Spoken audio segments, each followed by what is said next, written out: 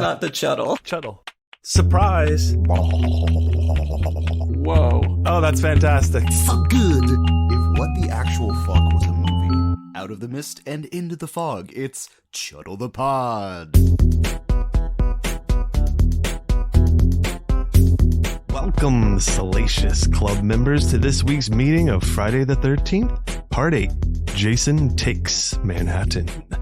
Leading you on this city tour for today is myself, Bryan, and I am, of course, joined by my co-occupants, Ross. Oh, hey. How you doing? I'm doing good. How are you doing? I'm doing well. Thanks for being here. Yeah, I appreciate it. And Sam. Sup. How you doing? How you doing, Sam? How's it going? I'm doing great. It feels awesome to be on a Friday the 13th episode And that not I'm not hosting it? hosting. And not host it? Yeah. It's weird. Feels good. I feel out of sync, out of loop. But before we get to our film today, we have two very special guests. One old, you've heard him many a times before, actually our first guest ever, and one brand new, and they come together to create the Joe Blow Horror Show. We have the one and only Boss Tuna and T-Boo joining us tonight. Or maybe T-Boo for tonight, I guess. Yeah, that's me on the Joe Blows, don't you know? Cheers, callers. Jason Maybe takes I'll put in Manhattan, something. but does he? What does he? To some extent, right? Thank you both for being here, for returning, and for being here for the first time. Why don't you, I don't know, tell us a little bit about your show? Well, thanks for having me.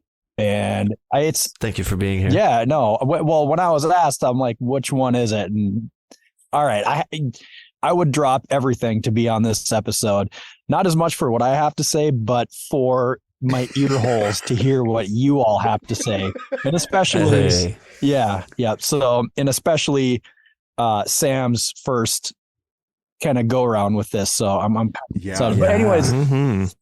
Joe Blow Horror Show is a, I don't even know how to explain it. We talk about horror movies, but more or less it's T-Boo and I's kind of escape to have a couple drinks, to talk about some horror films and just have some fun and just, Mhm. you know, kind of get away from the daily grind, if you will, you know, Hell yeah. just sit back, relax, and just have a good chat. I mean, that's what it's all about. You watch movies, you want to talk about it with friends. And so you guys can relate. Oh, yeah. Oh yeah, totally. That's what we're doing That's here. the whole reason we started doing this. I know you guys just had episode 100, so congrats on that for Thanks. sure. Yeah. Thank you. Mhm. Yeah. Only took Yeah, us like awesome. 6 years, but you know, slowly but steady. Hey, there. Yeah. I mean, you we got there, but eventually. it's not all quality, so. Oh, yeah. When you crank it out once a week, can't help Yeah. it. Well, Yeah. I mean, Yeah, not mostly that you guys ghost would know farts, anything so- about cranking it out once a week. Tuna's selling us short, though. We also have a formula of a new and an old. That's actually how the show is structured. We do I an was old going to movie say and a you new movie. have. Yeah, Mhm. Please go ahead. an old movie and a new movie. And what's our cutoffs? Well, the old ones now are 96 Yeah. and older. After like 5 years, we're like, wait a second. At some point, we need to widen the gap. So Yeah. 96 and older is considered old, quote unquote. That would be in the gap. Would be As the kids before say, 96. Yep, the lit back in year the of gap? 1996. Yeah. That was back in the Uh-huh. gap. And post 96 is post gap, out of the gap, Post-gap. if you will. Not hanging out of the gap as much. We also do this thing every summer. We do a summer series where we cover an entire horror franchise.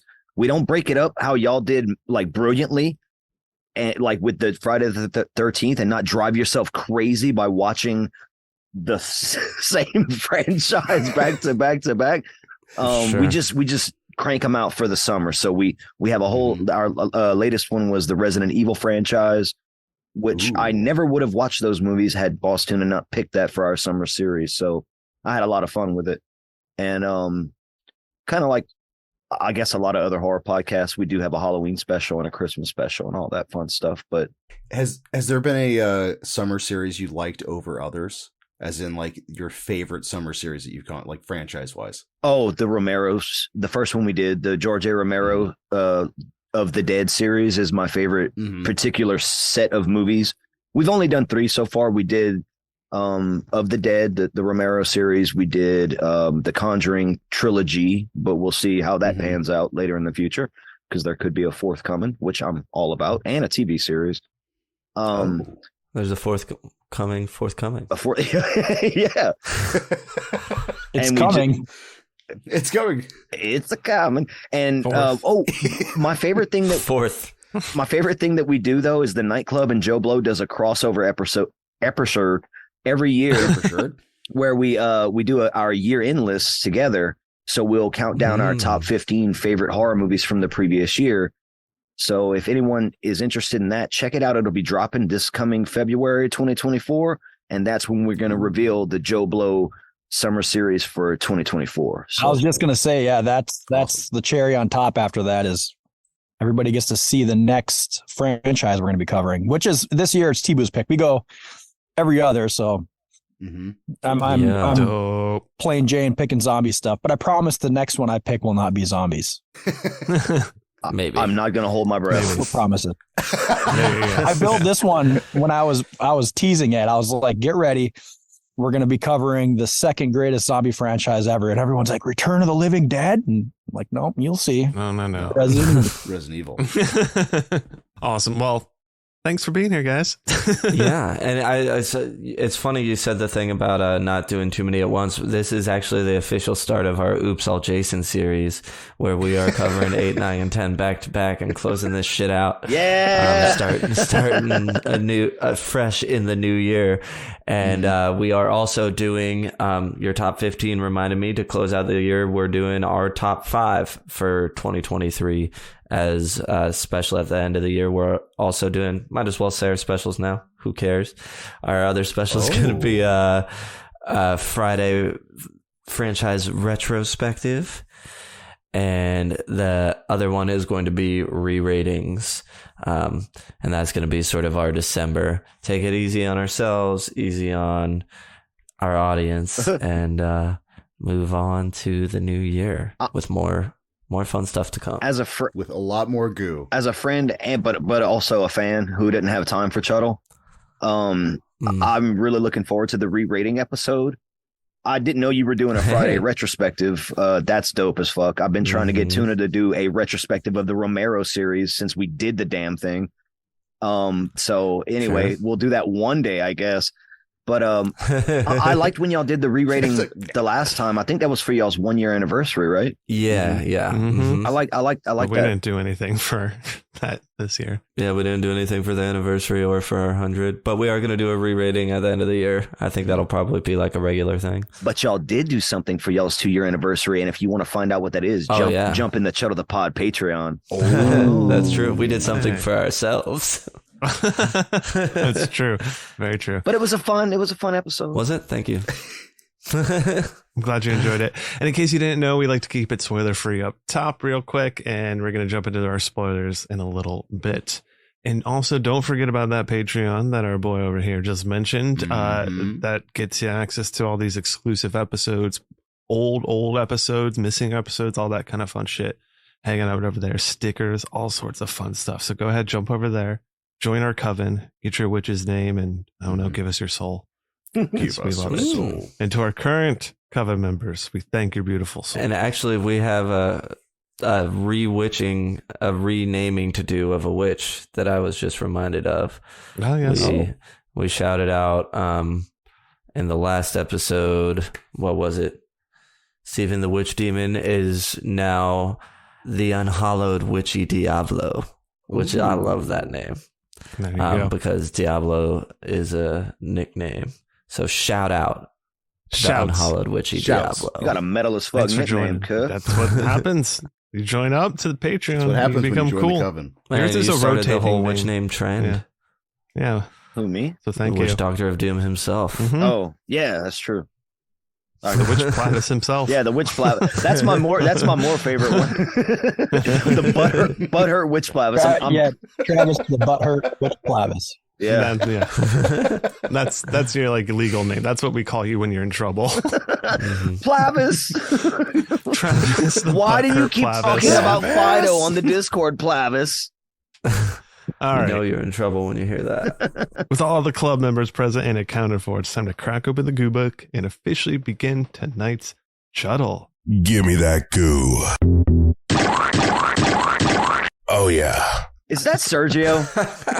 Yeah. Nice. First order cracks of me business tonight is a spoiler-free synopsis. Jason Voorhees is accidentally awakened from his watery grave, and he ends up stalking a ship full of graduating high school students headed to Manhattan, New York. Mm-hmm. Sets us up. You Yeah, would be like, that's it. okay, great. Jason's going to take Manhattan, but why are they mentioning a ship? Okay, well, that's fine. Well, Well, it's headed to Manhattan. it's headed to So- Manhattan, headed to so Manhattan. obviously the Yeah. movie's going to take The place one there. spoiler I'm going to give right now Oh, is that they're not high schoolers. They're like 30-year-olds playing high schoolers. Oh, absolutely. Oh, yeah. Classic. Absolutely. It's a good classic. And acting, it's Too the old to acting be high school for schooler teenagers, cast. of teenagers, Yeah. of adults. It's not as egregious as what's the one I recently saw, The Craft. But they're all I've good ones. I've been meaning to revisit. Does it stand out? Yeah, coming from someone who hasn't seen it since 96 or 7, I'm like, God, Right. are you 40 or? Yeah. Yes. Par for the course. Well, Witchy Movies. 40. Yeah, I was watching She's All That recently, and Ooh. Paul Walker's in that. He's 26 at the time of filming, and he's playing a high schooler, and he just looks like Yeah. an old dude hanging out with high schoolers. Steve Buscemi. Just like that. yeah. I was gonna say, I'm pretty much. pretty sure I had gray in my beard at 26, so I don't think normal people that weren't drinking, baby blood or whatever those celebrities do these days to stay young. Right. It's always Pulling that baby up. blood. It's always That's what I use. Well, essentially, And good baby old fashioned American baby Yeah. blood. toe taglines for this one. We got a few of it. The first one was fun because it says, I love New York. And then in parentheses, it explains it's a heart symbol in the shape of a bloodied ice hockey mask. Denotes love. The next one we got is the city that has seen it all ain't seen nothing yet. The biggest city in the world is about to be scared down to size. One's lame. Life in the city is murder. And I like how there's parentheses on this one that says that was for the deluxe edition DVD. Oh, good. Okay. New York has a new problem. And lastly, that's the one Big I feel like I Apples know. in Big Trouble. I like the Big Apples in Big Apples. Trouble. I like the last two. Yeah. Yeah. The last two those are the work. best. New York ain't ready for this wet hawk. Just goo hawk, dude. Just We are so getting ready to good. get wet. All right, this one was written and directed by Rob Hedden. He pretty much has only done a couple other things, like 13 or something episodes of MacGyver. Really? He worked That on makes so much sense. He worked now on the that you Friday bring the that up. 13th, the series. So there was a series. He did that's what got him more or less onto here. Yeah, the guy who did the music for this also did that. The Antique Shop Show? I don't know if you remember I never saw it. the movie Clock Stoppers that came out. Yeah. No. He did that. It was like a movie in the 90s or something about, I don't know, some teens who find watches Stopping that can clocks? stop I time. hated, Yeah, It's like about one these of kids those. who hated watches. Yeah, Just exactly. smashed a bunch of watches. I saw it in theaters, so I remember it. Oh my! Frank Mancuso, like the longtime producer guy, he saw Hedden's work on the series and he was like, that guy, get that guy. Get me that Yeah. man. That's our guy. That's our guy. And Hedden, well, I don't want to step on trivia. Sorry, Good. I know all this stuff about this movie. Steppy boy. I'm sorry. We didn't invite you on here to give insight, pal. All right, run through the cast real quick. Todd Cattlecott as Jim, Tiffany Paulson as Susie, Tim Berkovich as young Jason, Kane Hodder as Jason, Jensen Daggett as Rennie, Barbara Bingham as Colleen Van Dusen, Alex Diakun as Deckhand, the crazy dude. Oh my yes. First Peter mate, Mark Jeff Richmond Gers. his first mate as Ralph. Charles McCulloch. Yeah. Ace as Toby the dog. Warren Munson as Admiral Robertson. Fred Henderson as Chief Engineer. Scott Reeves as Sean. Saffron Henderson as JJ. Martin Cummings as Wayne. Vincent Craig Dupree as Julius. Charlene Martin as Julius. Tamara. That's hitting a lot of the teens. I mean, there's a more cast to this for sure, but those are some of the people that spend some You got a lot of the big ones. Plus decent you got the on-screen dog. time. Yeah. you Yeah, gotta shout have out the to dog. Toby, the best actor in the film. Oh, absolutely. I had a dog Ace named Toby's did a Ace. fantastic. great job. That was a good boy. He was a good boy. Mhm. Yeah, shout out. I wish John I had Jones. I wish I had a Toby that would abandon me in my time of need. I would love for my dog to abandon me in my time of need. What the hell's the dog going to do against Jason? Get killed? No, run away. Flavis doesn't need a dog. He's got Well, it on his was fence. it ran away when she was. There's a few things here. Let's just go ahead and get into this first question. It's time for the gore fatality. All right, so on a scale of 1 to 10, Psycho to the Sadness, how gory is this film? Consistency and intensity. 1 to 5s. Total of 10. I got it. Sam's got 3.5 on consistency, 2.5 for intensity, 6 total.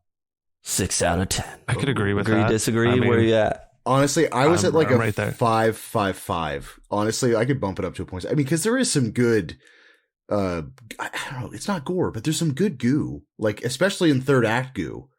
You know what I mean? Like Third act goo. Yeah. That was, third act. You gotta love that one third of the act things goo. I was gonna kind of do as a con is the lackluster, unimaginative off-screen killings, lack of gore. Yeah, it's besides tamer. besides that one, which I'm sure we'll be chatting about later. Oh yeah. Right. And it classically, like the other movies, had a lot of it cut out.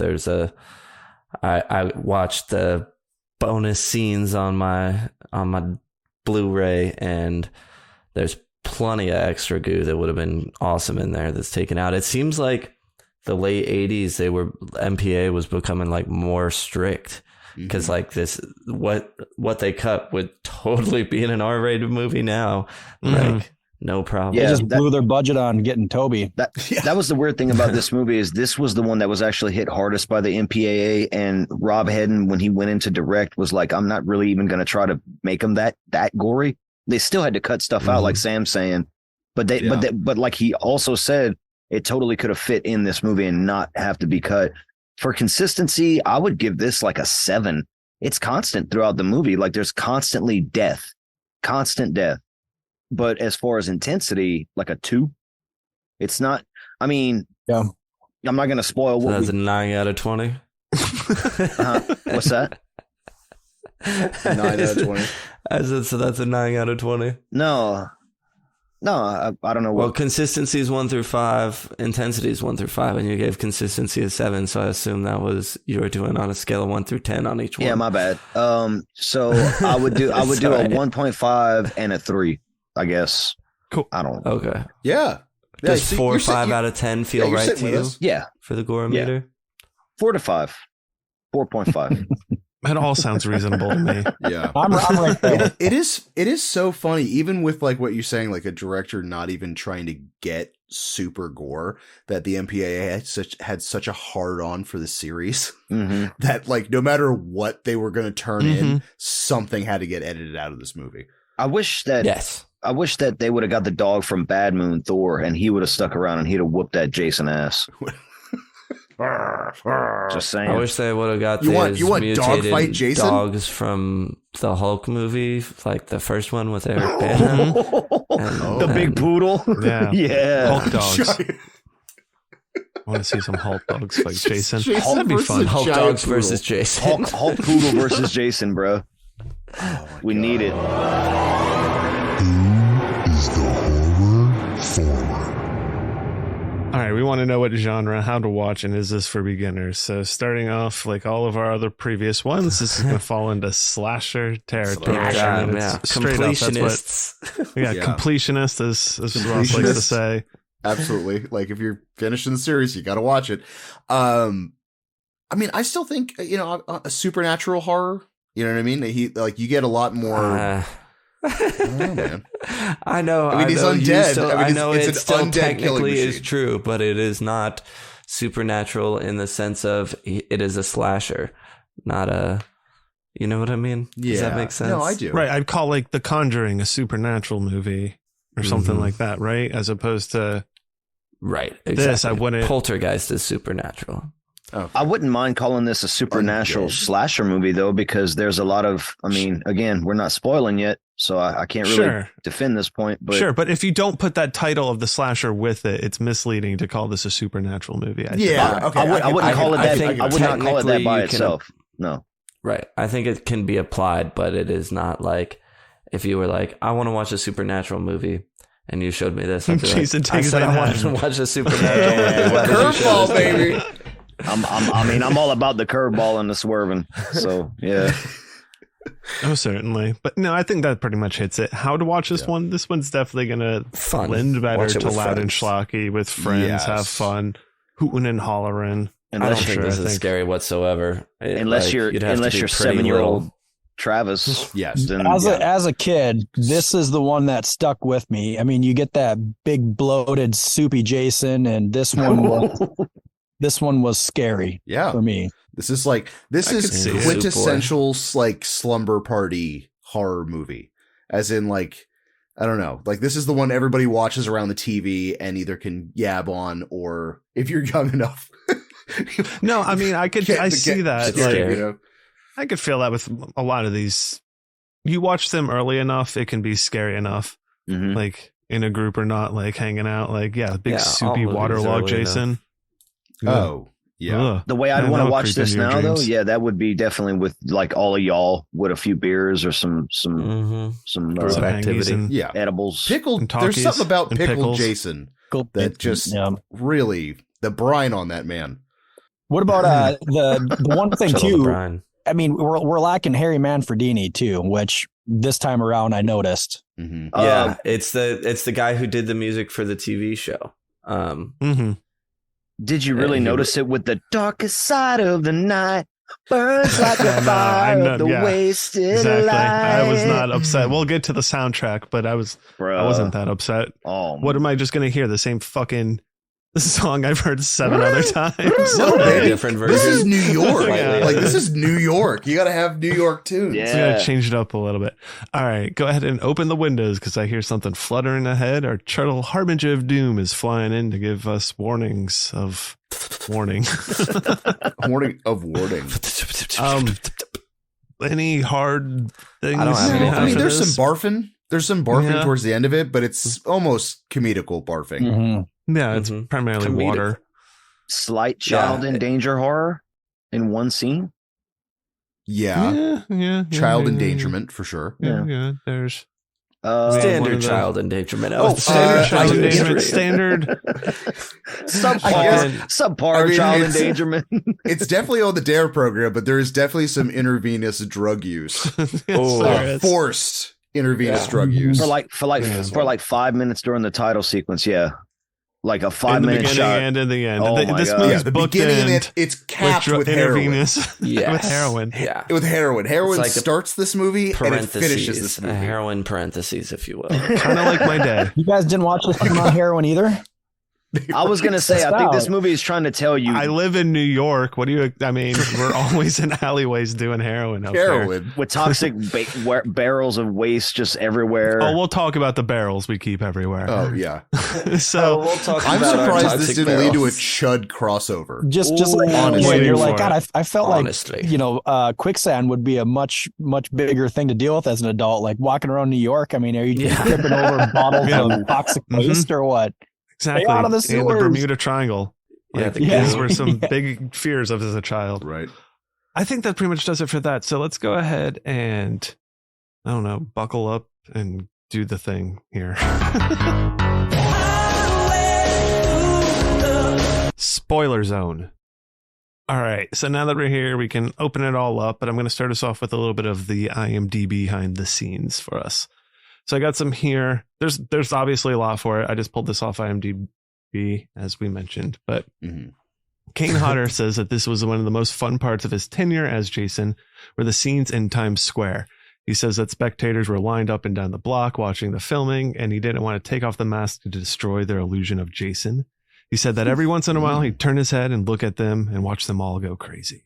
So that's, yeah, that'd be the fucking Gave them fun what to they see. wanted. Yeah, Exactly. people losing their shit He on was that. That's living it up. amazing.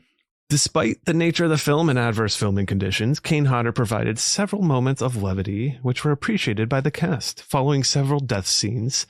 For example, once director Rob Hedden called cut, Hodder would do a brief disco dance in full Jason costume and makeup, making the cast laugh. I killed you, That's but I'm fun. dancing. I didn't know he had John Travolta moves. Oh, I yeah. also I mean, feel on- like in this film that would not. I mean, if they just didn't cut and they kept it rolling, like Yeah, There's right. a couple moments I'd Fit. expect Jason to do that. Totally. He's Yeah, have you celebrating seen his that kill. discotheque on that ship? Well, Yeah. On that industrial ship? Yeah. I don't know if well, it's on the Blu-ray that you have, but there is a thing that says on one of the DVDs and Blu-ray it's the only Friday film to include a blooper reel and like a gag reel.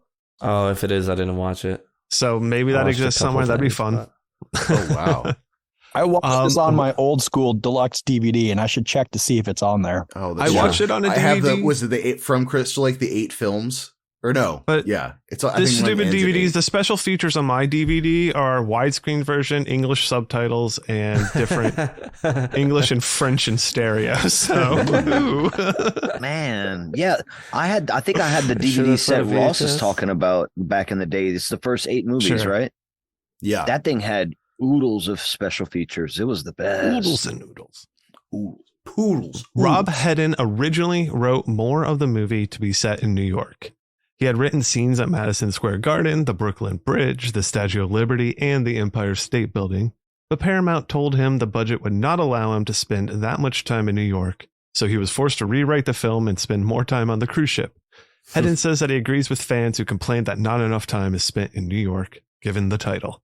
That's So- so funny. It's You like, agree yeah. to do a movie called Yeah. Jason Takes Manhattan, and then the second the script goes, okay, so I know we said that it's going to be in New York. It's not really going to be in New York. It's going to be more like 3/4 of the movie are going to be on a ship, and then you get 20 minutes in New York. Yep. Yeah. We're gonna change the name to Jason Takes a Ferry to Manhattan. Yes. Back in the Gap, my first podcast, Pink Circumstances, with my boy Cody Coe, we did a commentary track of this movie, and we called it Jason Takes a Cruise because that's basically what he Wow. does. Love Boat Jason. You Yeah. did that before 96? That's impressive. Back That in was the when the Gap Gap was before started. 96. Oh, God damn. Jason Takes the Giza Pyramids. Jason Takes the Gap. Many of the actors pointed out to themselves a plot hole earlier in the filming of the movie. They wondered how the ship got out of Crystal Lake and into the Atlantic Ocean. Since most of them were just happy to be in the film, they didn't bring up to producers or the director. Actor Vincent Craig Dupree was quoted in an interview about the plot hole saying, "This damn boat could have come from the Sahara Desert and gotten into the Atlantic. I don't care. I'm not going to challenge the concept." Do you know how many different tributaries like Crystal Lake has? We've seen so many different environments there. There's no way rivers aren't running. I have a theory about Plenty something. of lakes have rivers that feed into, like, what Sure, the fuck there- is this talking about?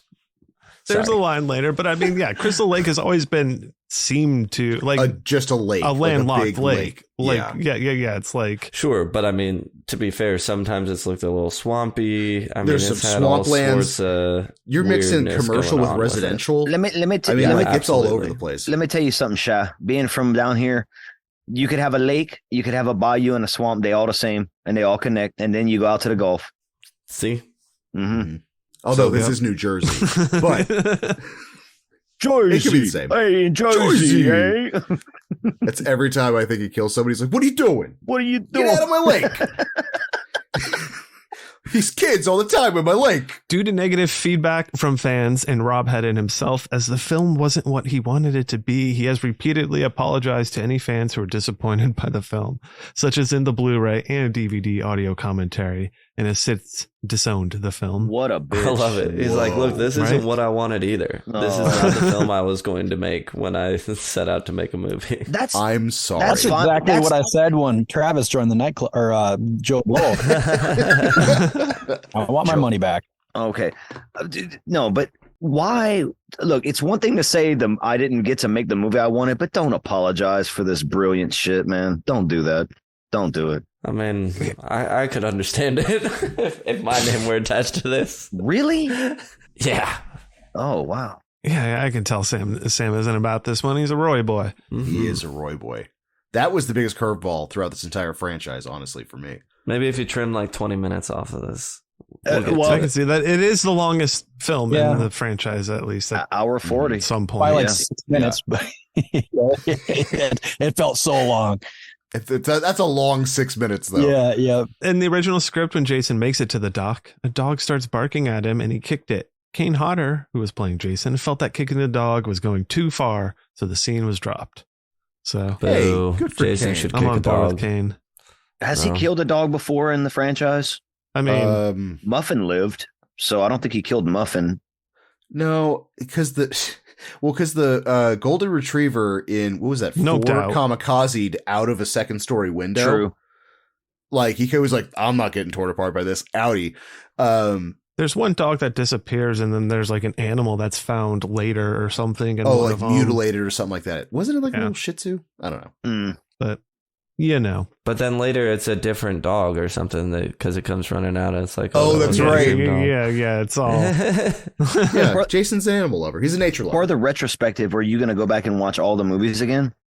Fuck no. Damn, Sam 'cause definitely I- is. I- It's his favorite thing to do. I He loves wanted it. I wanted a window count because I swear to God, there's at least I one know. window that I gets wish I had broken paid through. attention. He does it a lot. Yeah, for it's sure. so much, man. It's so good. We're Maybe I can actually get for the start of the new Reddit to do year. it for me. We're just starting this series over again. 'Cause Sam's been loving doing that so much. So much. Minute by We're minute. Oh, Minute by minute is what's coming next. All right, this one's a little long. Charlene Martin initially expressed discomfort at being filmed nude for a shower scene. To put her at ease, director Rob Hedden borrowed a page from theater and film lore and stripped down, fully nude, and walked into the shower himself to illustrate how easy it all was. Unfortunately, he didn't realize the camera was rolling the whole time. When the producers watched the dailies the next morning, they were very, very confused as to why their director was standing completely nude in a shower talking to one of the young actresses. Oh. That's hilarious. Yeah, that was on behind the scenes. So we've got some notes. Like, It's the 80s. They didn't have any notes. They were just like, oh, More of this. Why- More of this. As Why long weren't as we you're not in invited? New York, and we're fine. yeah. Jason Right. takes Vancouver. That was a joke on set that the cast was calling it because they spent a lot of their time filming in Vancouver. Thanks for the setup. Jason takes a dump. It's a poop joke. Travis is God damn it. Travis is frowning so hard, his face is about to fall off his head. Oh. Most of the cast had a Friday the 13th marathon and watched parts 1 through 7 the day prior to shooting. They were intent on making part 8 the best one. In keeping with series tradition, a David Bowie song, Ashes to Ashes, was used as the movie's fake title.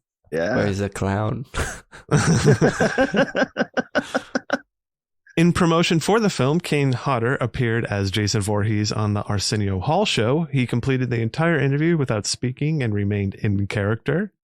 Who'd he One of kill? only 3 Friday the 13th movies not to be scored by Harry Manfredini, everyone in the audience. Nice. And according to the opening flashback from Jim, he mentioned Jason drowned almost 30 years ago, which the original movie established he drowned in 1957. Doing the math, that would mean this movie is supposed to take place in 88. It's impossible. But if you look at the math of the other stuff, this takes place in That's- 2018? Yeah. Yeah, yes. Clearly, you can tell Unless they're this one walking takes around. place in between some of the other You walk around sequels. New York, it's definitely 2018. Foster's and Camel cigarette ads everywhere, and You see like Marty and Doc in their like flying cars everywhere, and he's like, oh my God, there's Jason Voorhees, Marty.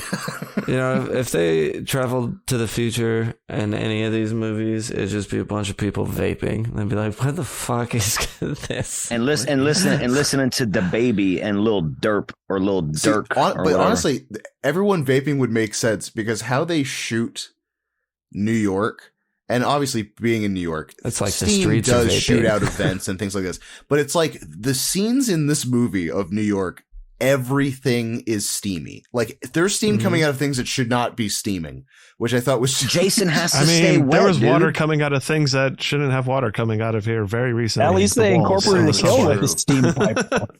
Continuity. That's yeah, true. that was cool. We're a city built on steam. I didn't know if you knew that. Everything is steam powered here. It's a steampunk city. oh wow, And toxic waste gets Sounds fully dangerous. fully mobile actually, We're powered 50-50 toxic waste and steam. and steam. Mhm. Well, we're powered on steam and we use toxic waste to clear everything out. Every night at midnight, baby. Every night at midnight. Of course. All right. I don't have any particular history with this. I mean, I love it in the sense that it's another Well, ridiculous. you have a cool story Uh, about it. I mean, in regards, Yeah. you had at your wedding, you had the poster. poster out. 'Cause you got married on Friday the 13th. It was fantastic. We sure And did. had the- yes. Yeah, Yeah. So we themed it. I got I not themed performed it. the I mean, we ceremony. had you said it there. spooky things around the poster, this and that. This I mean, was we one of the did. Oh, sorry. Go on. Go then. ahead. No, I wanted to hear Brian's story. Why are y'all all steamrolling his story? It's what they do. Oh my God. I wasn't. No, you weren't. You were trying to get him to tell it. Ross is just chomping at the bit. Look at him. He's eating his beard. No, I was just basically going to say we had planned to have our wedding in October. The month we like, spooky theme, all that kind of stuff. Have fun with that. But we were originally planning on getting married on the Thursday before that because it was just cheaper at the venue. And we didn't realize that the next day was the 13th and it was going to be a Friday the 13th. So we decided, all right, we're going to figure out how to pay more money to get it on this exact day and be married on that. So then, yes, we had all that. We had, the photo booth set up with, Jason masks and all that good stuff. We have like friend of a friend, like, has Kane Hodder's phone number type of thing. So we were like, maybe we could not realistically, but as a joke. That would have been dope. Amazing. That would have been Could dope. you say congratulations in your Jason voice? Oh, I was just going to see if he could be like wet the whole time. Oh, super wet. Just hang out. Can we just hire you to be wet in the corner? Yeah, just be damp in the corner, please. Just I know you, you like could- I was going to say, I still have those Doc Martens to this day. you could have Kane. I rock them all the time. You could have Kane I think Hodder Sam wore his out. sitting I above sure did. like a big jar of pickle juice, and you throw the ball and knock him in, and he gets all wet and sloppy. dunk the Hodder in pickle juice. Dunk the Hodder. Dunk the Hawk. So yeah, I don't have any other big history for this movie besides that. Sam has nothing. I know that. I've never seen it until Oh, yeah. I actually on Friday the 13th in October, which was 1 month ago today, apparently. Ooh. Monday the 13th, spooky. I was supposed to go camping with my family and I was sick as fuck. I had like the sore throat from hell. It sucked. So I stayed home and I was home that day. And I watched this and Jason Goes to Hell and X all together. Ooh, wow. Just knocked him out of the park. And then I've watched this one twice since then to get ready for the recording. And then I also kind of had a loose history with it from Bryan's wedding. And it just is a movie. I knew that it didn't really take place in Manhattan and was mostly on a boat before seeing it. Other than that, I didn't know anything. I know T-Boo really liked it because he was like, I want to come on for that one. I was like, oh, perfect. Well, that'll be a good chance to get Joe Blow on. So I'll do it that way then. And now I've wrapped up telling you my history. Thank you for the wrap up, Sam. Right. This first horror poster, I think, was this one because Kid from New Jersey. It says I love New York, and my mom was like, "Yeah, that's fine. Like that doesn't have anything super crazy on there." So Perfect. How about either of you, T-Boo? Oh, Start your way because you were the one that was super excited. yeah. For me, this movie was one I watched back in the gap when I was and probably around 97 actually. So yeah, it fits in the gap. Joe Bob was hosting Monster Vision on TNT back in the day, and I would stay up late and watch shit I shouldn't because my parents were like, "You need to go to bed." I'm like, "Nah, I'm gonna watch horror movies." And this was the first. Fuck you, I'm gonna watch TNT. I'm gonna watch TNT late at night. Monster Vision, Mom and Dad. I saw. ain't nothing you could do. Yeah, and this was the first, from my recollection, this was the first Friday the 13th film I ever saw, and yes, it scared me. The opening scene on the boat and just everything that follows, yeah, it scared me. I was just watching this movie like, oh my God, I didn't see the fun and the funny because I was just scared of this crazy Jason character. And it stuck with me. It always has. And it's now I see the fun and the funny and the zany and how stupid it is. And I got both. I got to have both sides of it. I got to be scared by this movie, and now I get to appreciate how ridiculous it is. So it's just one of my favorite Friday the 13th movies. So I wanted to come and talk to y'all because also I knew, again, I've been on here for a few of them, and Sam has been going through his first time watches. We've already kind of spoiled that you don't love it that much. That makes me a little sad boy, a little bit. But I love that you're a Roy boy because that's who knows? also Maybe by the end of this, I'll change. It happens sometimes. It happens. But to find out that you're a Roy boy, I was always a Roy boy too. And people used to Poo Poo Part 5. I'm sure they did. And I was like, nah, Shananaka. I'm thinking about calling myself a Roy Toy. That way it's gender inclusive. Roy Toy. Yeah. Oh. I will be I'm a Roy. certified Roy Toy. I will be, well, I won't be Roy's toy, but I'll be a Roy Toy. Sure.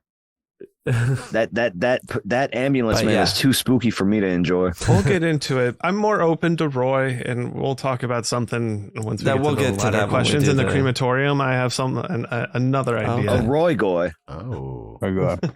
When I was a kid, my parents were divorced, and my stepmom had a couple tapes, and she just called them Cole's Scary Movies, and this was on one of them.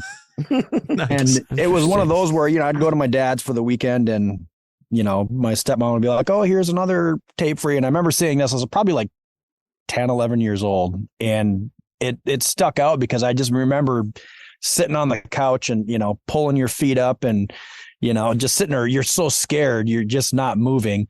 And I just the ship, I loved the ship back then, the guitar chick, and just again, that big wet soupy boy, man, that little Jason, that's one of my favorite iterations of Jason, at least as a kid, because it was friggin' scary.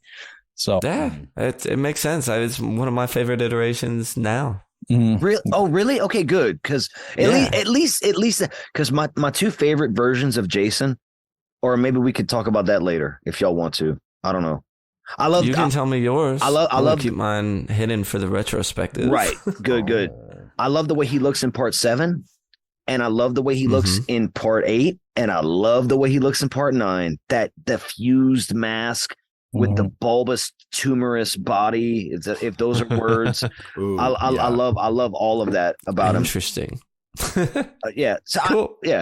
I'm glad we got now. You'll get to hear my thoughts in a few weeks. I can't wait. I honestly cannot wait.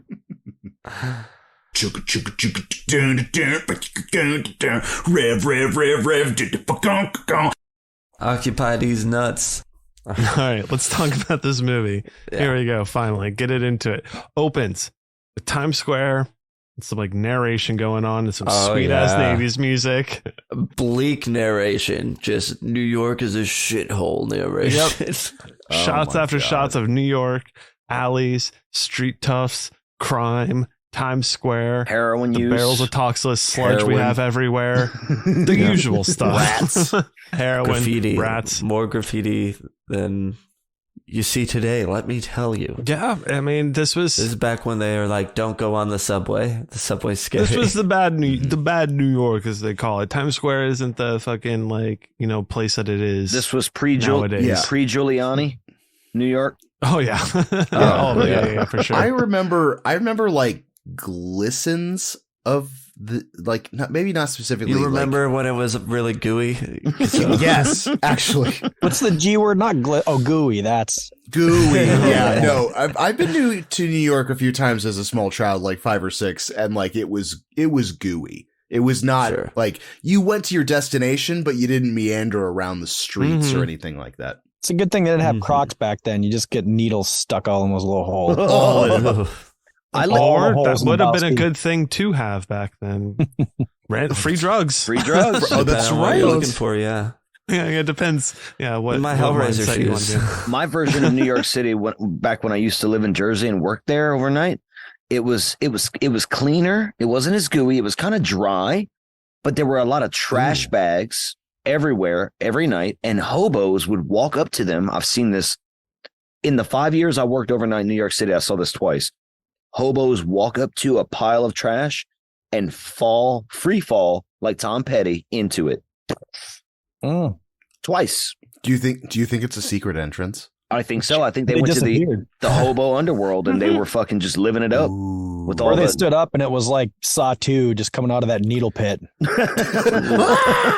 Again, which was the goal of what they wanted to do. They were Right, exactly. rocks, and then they were just free falling into needle pits. If you listen to this opening narration, though, it's like dark, seedy New York City poetry. Yeah, it's like Rorschach.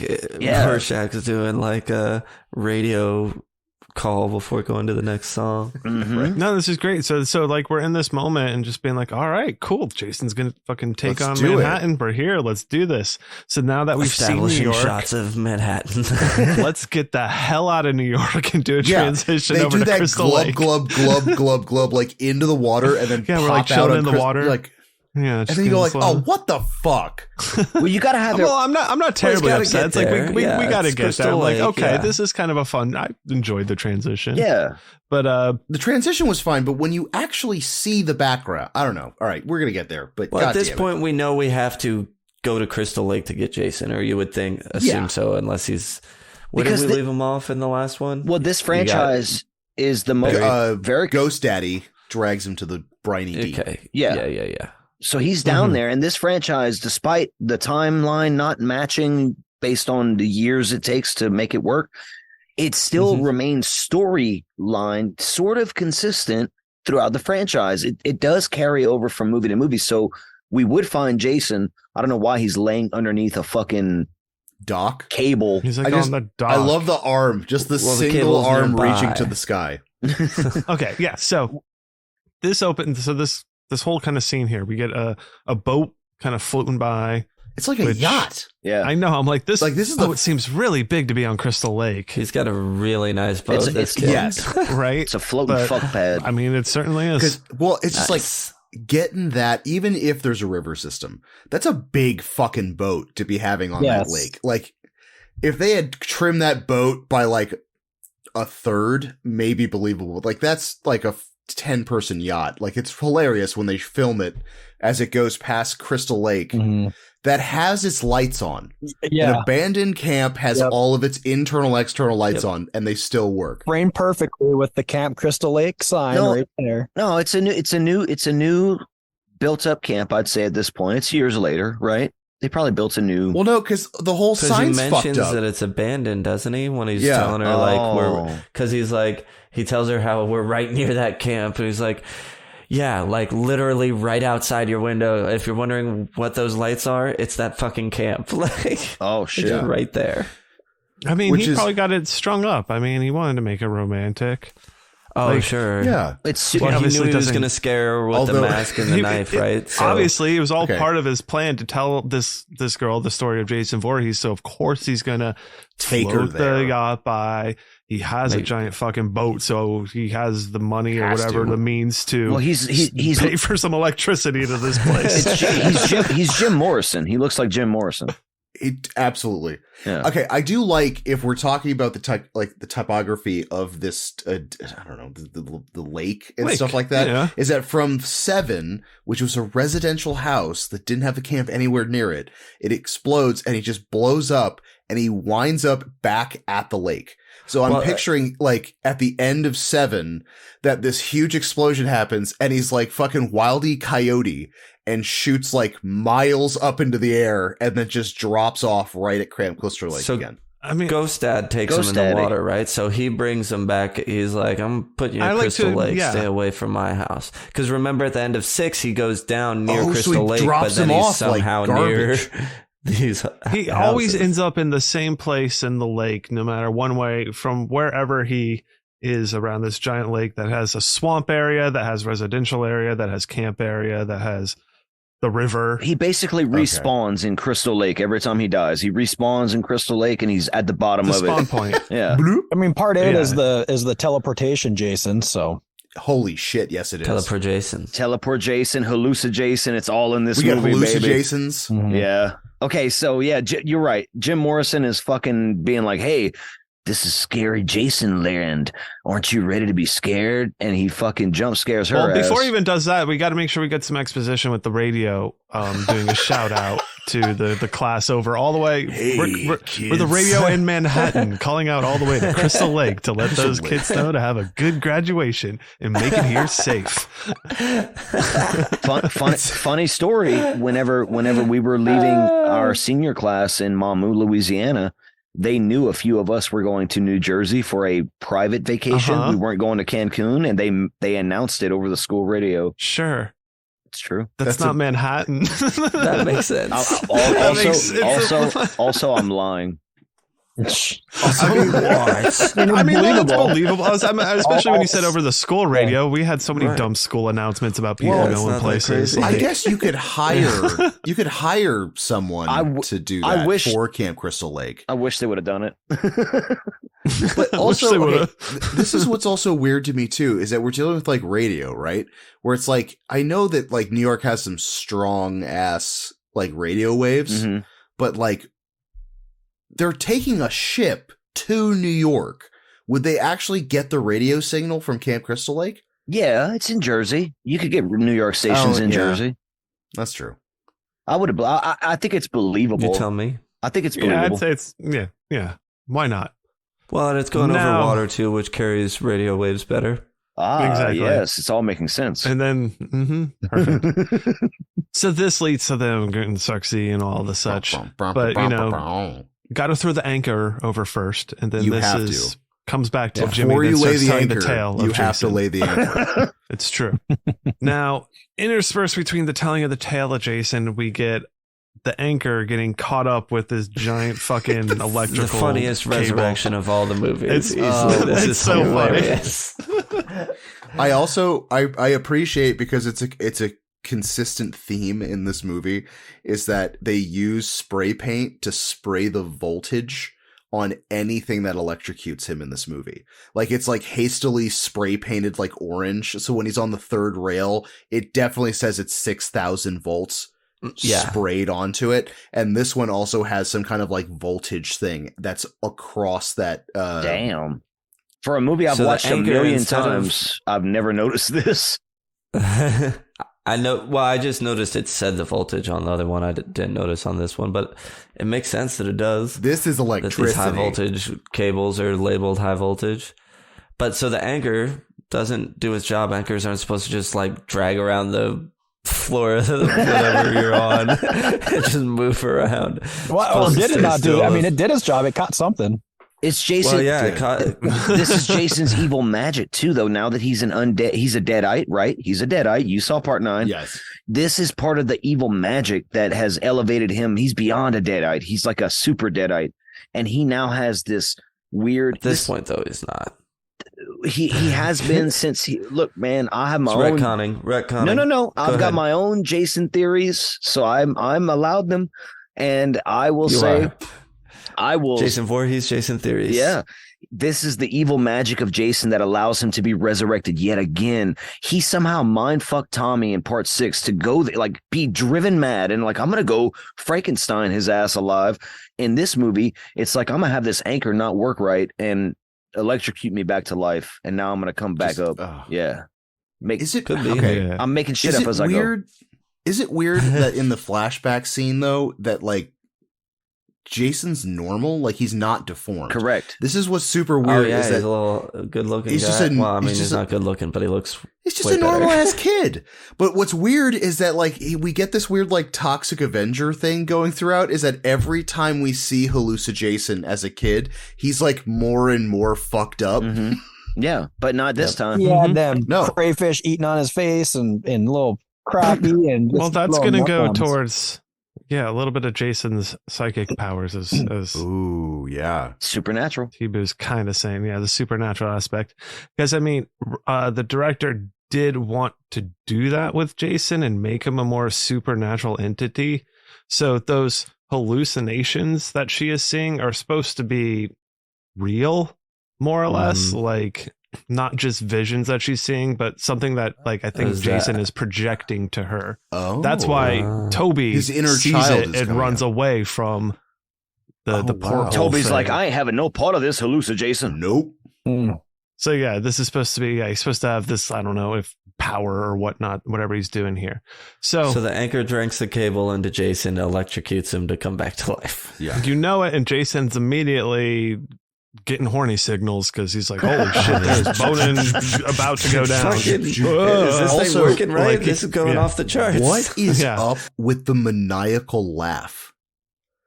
Like when he gets resurrected, there's this like it took until watching it this time for me to notice it, and I went, what the fuck was that? I don't know that either. Wow, I need to rewatch this movie again, again. I'll have to give that a rewatch. Yeah. See if we get that maniacal laugh. I've never noticed it. You think it sounds like Jason laughing underwater? It's not. No, it's we just, don't know what he laughs no, like it's just above water. it's just a weird haunted house laugh. It literally comes out of nowhere. You see like the electricity, it goes. Ho, ho, ho, ho. I'm like, that sounds. This is like mid-level boss in a video game laugh. I'm like, this is terrible. Our boy Jim Morrison does have a complete replica mask though for Jason with the axe wound. Yeah. Well, I was gonna say is like where does he get this mask? So he goes off because they hear a noise, go to check it out. Susie's all concerned to look for him and everything. And this is where he does a little surprise pop out as Jason and stabs her, but it's all fake a setup. It's I like how she throws her head back when he stabs her, like she gives up immediately, like I'm dead. Oh no. So the mask that he have, that's like Jason's fucking mask. Like it has the axe wound mark in it. Like it seems like I'm like, where did he get this thing? Except it's also like nicotine stained. Like someone's been smoking, like someone's grandma's been smoking and puffing and just blowing smoke on it for years. I like that. I like that this hockey mask has that like offset ochre that only comes from like grime and slime, although it does not come out from the lake. It's, I don't know, like this hawk is. I mean, maybe he found it at Crystal Lake when he was setting up for the night. Like, when he was plugging all the lights in. Let's say when Jason got pulled under, the mask floated up and got floated onto shore, and he's like, "Oh, this will be perfect." I'm incorporating that into my own headcanon. It's a part of my headcanon now. Yep. There you go. Yeah. I love it. I always think it's like weird. It's like just cosplay Jason because it's just but living around a place where a guy killed like, I don't know, 100 something people. I would assume like their weird kids would be like, yeah, we can make a Jason mask. Dude. Yeah. But to have I don't know. The axe wound and everything. Yeah, exactly. I like it. I like it being found. Although it did get split in half in 7. He had multiple ones. That's true. Damn. Fuck you, Ross. Yeah, it breaks off you his son face. of a bitch. don't poke plot holes in the plot holes. So Jason pops up, takes the mask, grabs the harpoon gun, and the couple go off to like do it or whatever. Yeah. And then Jason like comes out of the boat. He's like, "Oh, sweet, a hawk." Puts that on. Yeah. It's like, are you fucking kidding me? How convenient is this? This is fucking awesome. A horny teens and a hawk and a harpoon I'm so gun. weird. Let's go. Man, Evil is working overtime for me right now. Yeah. And so he approaches the couple. We get fucking wet boy Jason breathing heavy as fuck, just like dripping and breathing. It is Dude, Jason. Like it starts off with water, but like when he touches shit, especially in the ship, where like the bathroom scene where he like breaks through, like there's ectoplasm literally gooing up everything. That's what I love about this. At first I thought it was water, and it's goo. He's literally made goo. of goo. And this is like a video game where he respawned, and right when he goes into the boat, he gets his hawk, he gets a weapon. It's like he's just getting all his stuff. Dude, I'm loving this. I'm loving the goo. I'm loving the hawk. I'm loving the harpoon. Movie hits the one thing T-Boo and I always talk about. I'm not the biggest slasher guy, but if I'm going to watch an 80s slasher, especially, it's got to have the 3 Bs. And this hits all 3 of them in the first few minutes. Boobs, blood, balls, babes. And you get the ball. and balls. I mean, he's in those little pinky tighties. Yeah. I will have to give this girl credit though, because the second Jason shows up, misses hitting her, she nopes it and just dives out the window. That was awesome. I was not expecting that, especially from like this era slasher. No, she's got like nope, 1989 world record hide and go seek. First place he looks. Oh, you're fucked. Yeah, because she immediately goes from like being that 1 out of 10 that's gonna nope out the window to just sitting there and waiting. But before we get to that, the harpoon gun, he shoots Jim Morrison, and I thought when I was a kid, he doesn't. No, he doesn't. He doesn't shoot him. Jams that fucking gun into him. Well, he misses her when he shoots at her, and then impales him with the gun. And it's not like it's a short impale. It's like a blunt. It's like putting a baseball bat into your guts. Now, okay, this is Usually didn't I'm give the it one the doing extra that if goose you don't for have this. When he gets stabbed with this gun. Mhm. It has tubing, which as a child, when I saw this for the first time, I always thought it was Guts. it was this dude's guts. You just said what I was attached to You it. literally just said what I was gonna say. You literally said the same thing. I thought the same thing, dude. I thought the Yeah. same exact thing. I thought Yeah. that was his bloody guts, but no, it's a tube. And I'm like, now that I'm older, why does a harpoon gun have tubes on it? I don't get it. That's So it's like a- I It's think like a that was the floaty rubber device? band to launch it. elastic. Yep.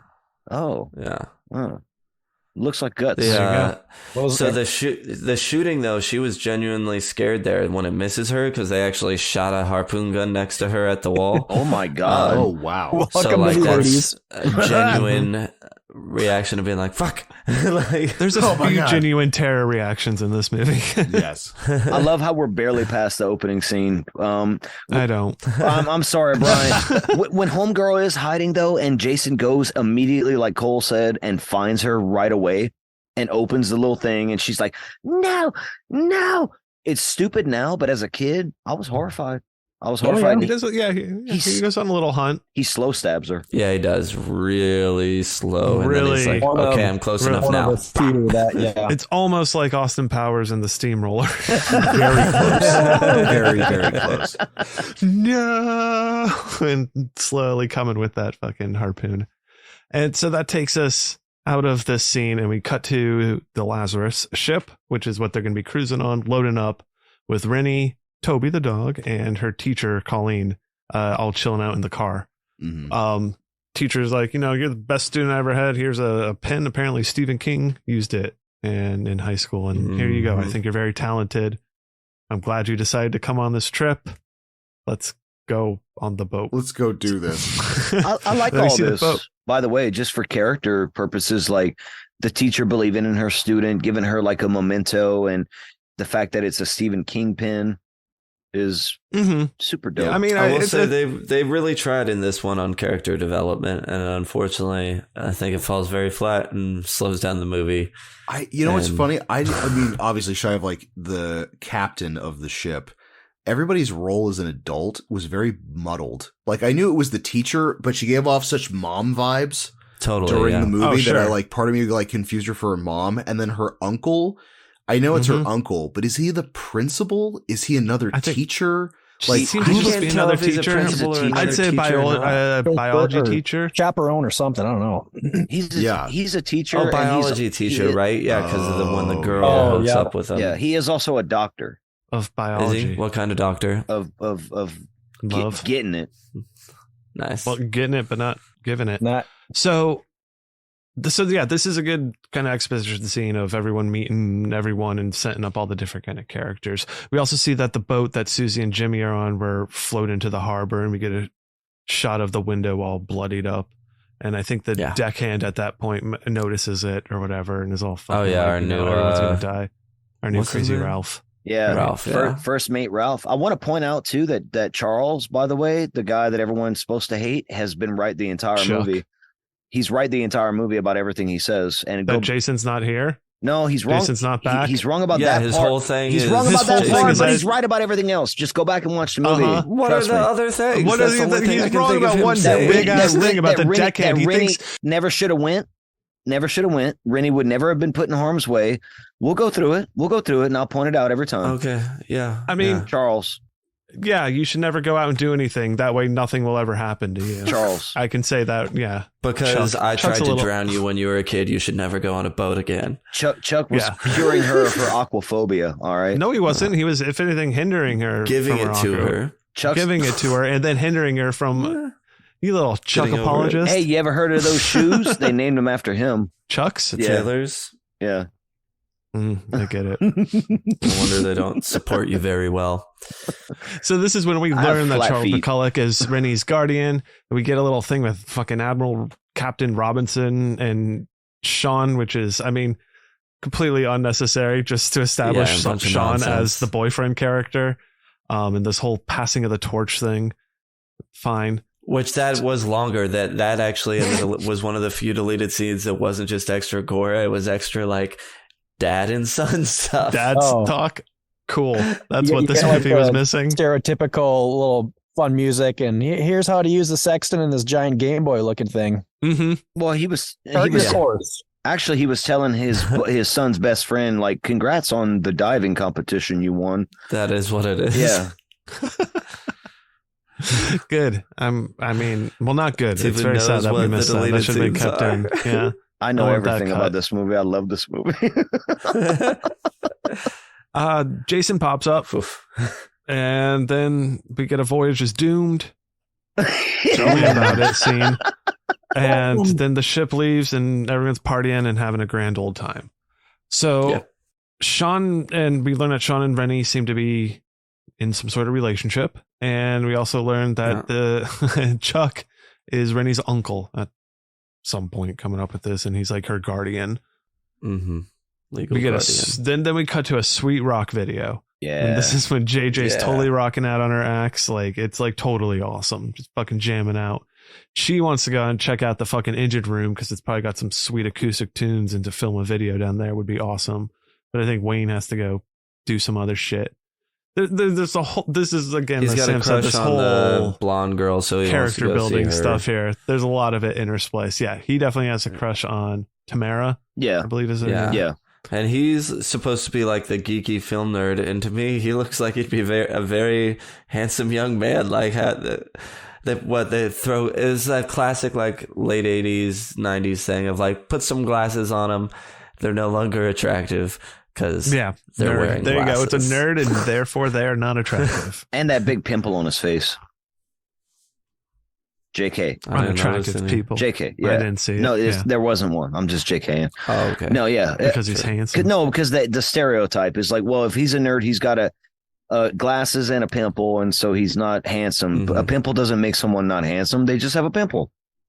Makes him ugly. Got it. All right, exactly. It's like, oh, okay, get over Gross. that. Pimples. But Ew. It's more like. what? Go ahead. No. Go ahead. Earlier y'all was saying this ship is like the 80s and the industrial, and I was like, dude, yes, this boat would be the best boat to be on for the 80s style. Like, you get It's the a crazy glam. boat. It doesn't look big enough to have all the shit that it has in it. You're right. It's so weird. It's such a weird looking boat for everything that's on it and for what they're doing. Yeah, it seems like, like it's like a What is this boat used fishing for? boat. Yeah. but it's like a party boat. It's like somebody bought a fishing boat and turned it into a party boat, And man. it's got like fucking lake Orders cruise. for everybody, and apparently giant Mhm. bathrooms. Giant bathrooms. Yeah. Oh, right. God, I didn't even think about that. Yeah, that's not Have you ever like been in a bathroom on a fucking boat bathroom. Someone being 6'4", if you got to take a shit on a boat bathroom, you might as well just hang it over the side of the boat. I do like the 80s and the industrial though. Like, I feel like y'all earlier when y'all said that, y'all were right. Like, you could totally have the best of both worlds from the 80s on this boat. It's metal, it's punk, it's got the glam, the disco. Well, 80s ain't disco, that's 70s, but it's got all kinds of cool shit. And I like the set pieces in this movie. Yeah, I guess is where I'm getting at. Which gets us to the engine room, the boiler room, whatever the hell we're going to call it, where JJ is like, well, then I'm just going to fucking go down there and rock out. But she Yeah. just, man, Which it this looks like place she's is actually aching playing. for a video. What's that? I said it looks like she's actually playing. Oh, does it? I didn't. Mm-hmm. I was gonna say, yeah, Notice that. I saw some chord progressions, and Yeah. Yeah. Nice. Well, she shreds it up. And then that's when Jason decides to creep down the stairs right It's a behind great her, shot. all wet. Just And gooey and wet. she turns around, screams, runs away, only to turn a corner, and Jason's there and gets the Teleport gets Jason. the axe, her fucking guitar, The axe and the Bloods. axe. It's Yeah. a double meaning. double thing. Dude. With a lot of these kills, you don't see it, but I do like the actual camera screen gets splashed with blood. Yeah. I thought that was that was a nice touch. If you can't get the full head caving, at least you got a little bit of like. The imagery of Jason holding a pink flying V and splashing the camera with blood, like you said, Ross, Awesome. it's amazing. That's great. I dig it. And he's wet. Yeah. Love it. Going. All we noted waterlogged. that. Yeah, I I don't wonder think how we talked heavy about he that is. yet, right? The What? wet Jason. Yeah. Did Right you guys now. know he was a Wet. wet gooey Jason. Okay. Super wet. Well, it's because you get part 7, which is like dry, Yeah. I bony. would say the majority of them are dry. Yeah, this is like goo goo. Like this is Mm-hmm.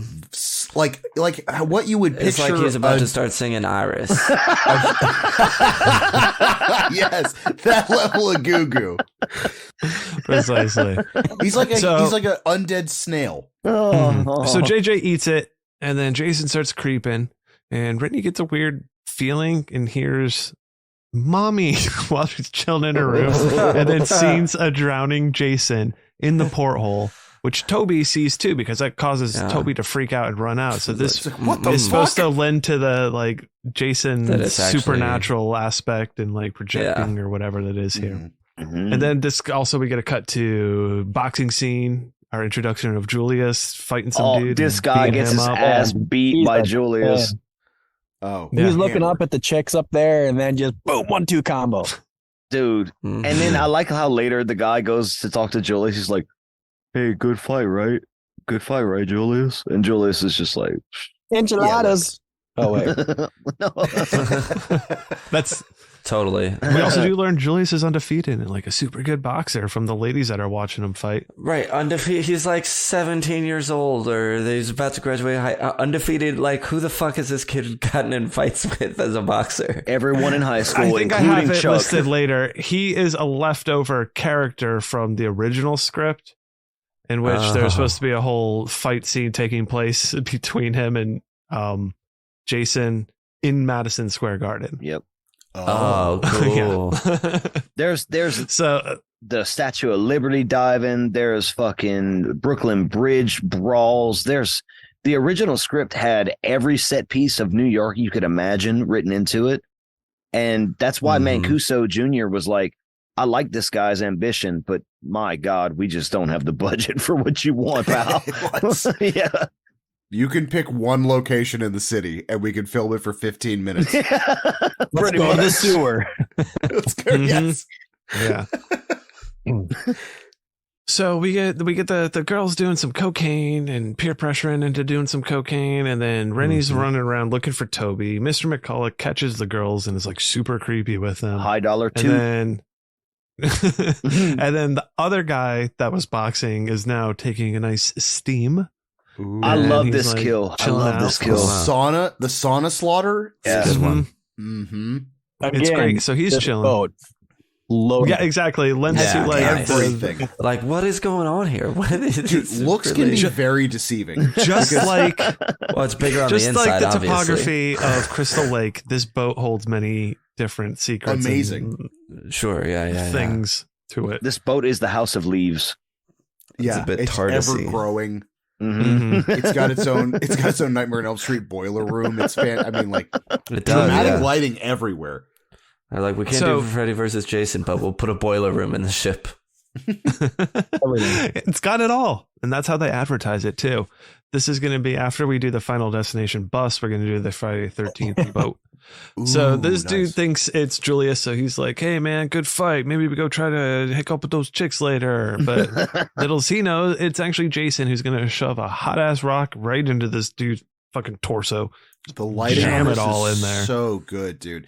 The shot of him holding and grabbing the rock and that sizzle coming off of that pickled hand glove is so gross. But then when he thrusts it in, I like that it ignites on fire. Yes. Like whatever Yeah. they used Yep. for the fake torso lit up on fire. I was like, oh, that's so good. I love that. It's like an unintentional bonus. Like you didn't know that was going to happen when you were filming, and then it's like it just lights on fire and it makes it memorable. Like, what the fuck? Because this movie is devoid of gore, but it gives you certain little things here and there that just to steal the Ross chef's kiss. yeah. Mm-hmm. Mhm. Sonic. Yeah, kiss right there. it's not bloody, but it's still like, it's intent. Like, it's shoving a rock in someone's chest that's catching fire. So it's weird to not be bloody, but still be gory. Like, how do you figure that It out? reminded me of like a It's reverse. one of the few that's more graphic. Oh yeah, it reminded me of a reverse Temple of Doom. Like instead of the heart coming out and then getting set on fire, he's just pushing a rock in, and then the body's catching on fire. It gave me like a low budget Giallo kill vibe. This scene. I can see that. I feel that. Yeah, definitely. Yeah. So Rennie gloved is hand. like walking the deck, Mhm. talking to the teacher, and fucking homegirl Tamara comes up and bumps into Rennie, causing her to fucking fall overboard. What a fucking And asshole. then she has a whole freak out because Rat she me out doesn't for coke. swim. I'm gonna knock you overboard. And then we get fucking a young boy, like trying to pull her into the water, seemingly. Mhm. That's when Sean jumps in, saves her, and Uncle Chuck comes in, running in all super protective, scream about everything. And then we also, Get your hands off her. yeah, he's At, just at least he cares about her. So, and New what Crazy part is Ralph he shows right up. again? He cares What's about. that? What He was he right does. about at this part? He genuinely does care about his niece. Or is it guilt from trying to kill her as a kid? Murderer. Sure, fine, but at least he still, at this point in his life, has been taking care of her and cares about her. Sean cares about her too, and he could take better care of her. Who? Sean, her boyfriend. The John? boyfriend that The just jumped teacher- in the water and The saved her. teacher cares about her. What's the teacher doing wrong? She's not even there. She was She- with she- her, she- calming she her was down, there. and Not she when- She threw ran the up life. and not shoot when her She away. threw the life thing into the water to Preserve save her. Yeah. Not when it mattered. No, Whatever. Not You back don't even down. know what you're talking about. You You're just trying like to make false the arguments. true villain of this movie. Me. Yeah, exactly. It's me. The real bad guy is Chuck. All right. It's T-Boo. Dude. It's T-Boo all along. Yeah. I love This I love the deckhand literally right after the scene. He's like, just come back. You're all gonna die. Yes, we get more ominous warnings from him. He's the best, dude. I love this guy. He hears noises and he's like, oh, he scuttles Yeah. away. He's like, That first kill, the boiler room kill, he's just like standing next to a pipe that carries her scream. Scream. up He's through like, it. oh, no. And he like hears it. He's like, "Whoa." So Brittany's back in, like washing her face up, and we get some blood water, and then child Jason comes through the mirror saying, "Help me." So that's fun. Yeah. Oh, Tamara's room leads us to the whole biology scene. No, She's trying to seduce old Chuck. once again, where Chuck is And- right, because he does not succumb to the wildly ways of this young woman. Well, he Can did we- for about 50 seconds longer than he would have if he really didn't want to, but he did. It's very true. He could have pushed her away a lot quicker because he clearly pushes her away. We're all humans. well, he wanted to make sure that she had labeled. I'm not even going going to back down from this one. Yeah, he was just double You're not checking gonna her back work down because if that's her from, final biology project, She's Teacher. all of she's her work has 18. to be Student. labeled properly. She's 18. It's fine. You No, don't the know entire that. She's a concept. student and he's a teacher. And he's a teacher. The entire I'm the concept- villain. the entire concept of this, like, try to seduce a teacher, and then if that doesn't work, getting the guy from the audiovisual club to I think- record the scenario. The whole But I think that plan was, was to always get him the to plan. record it. That was- yeah. to It was- that wasn't the blackmail him. You can't backup, the blackmail whole- him without yeah. the recording. Yeah. I don't think she was gonna like. Can you imagine that's the Go only all thing the that's going to way. survive the shipwreck? No, It's just this fucking video. I know that'd be.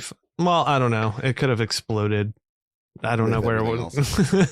No, well, So- when so- well, just to say though, this scene very fucked up, and again, I am playing the villain.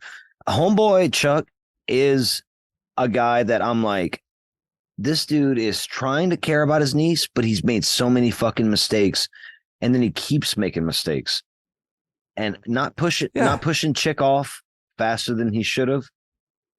I will give him one little bit of credit. He pushed her off before he knew there was a video camera on him. Just saying. he did. You're right. Oh, 100%. Absolutely. Yeah, Yeah. no, like he stopped it, then realized it was getting recorded. Charles McCulloch in this movie has a really hard with being the smartest man, or what he thinks is the smartest man in the room. So he Totally. doesn't take advice from fucking anybody, Right. no matter how Mhm. logical it makes, because he is the smartest person there. He's and he the will make fucking the worst. Ugh. like some of the shit he says, he goes, how idiotic to drop the anchor during a storm. And it's like, I actually had to like look that up. I was like, is that not sound advice? Like, I mean, like, you got the captain's son who I literally would said think to you do wouldn't that. want to, right? I have no idea.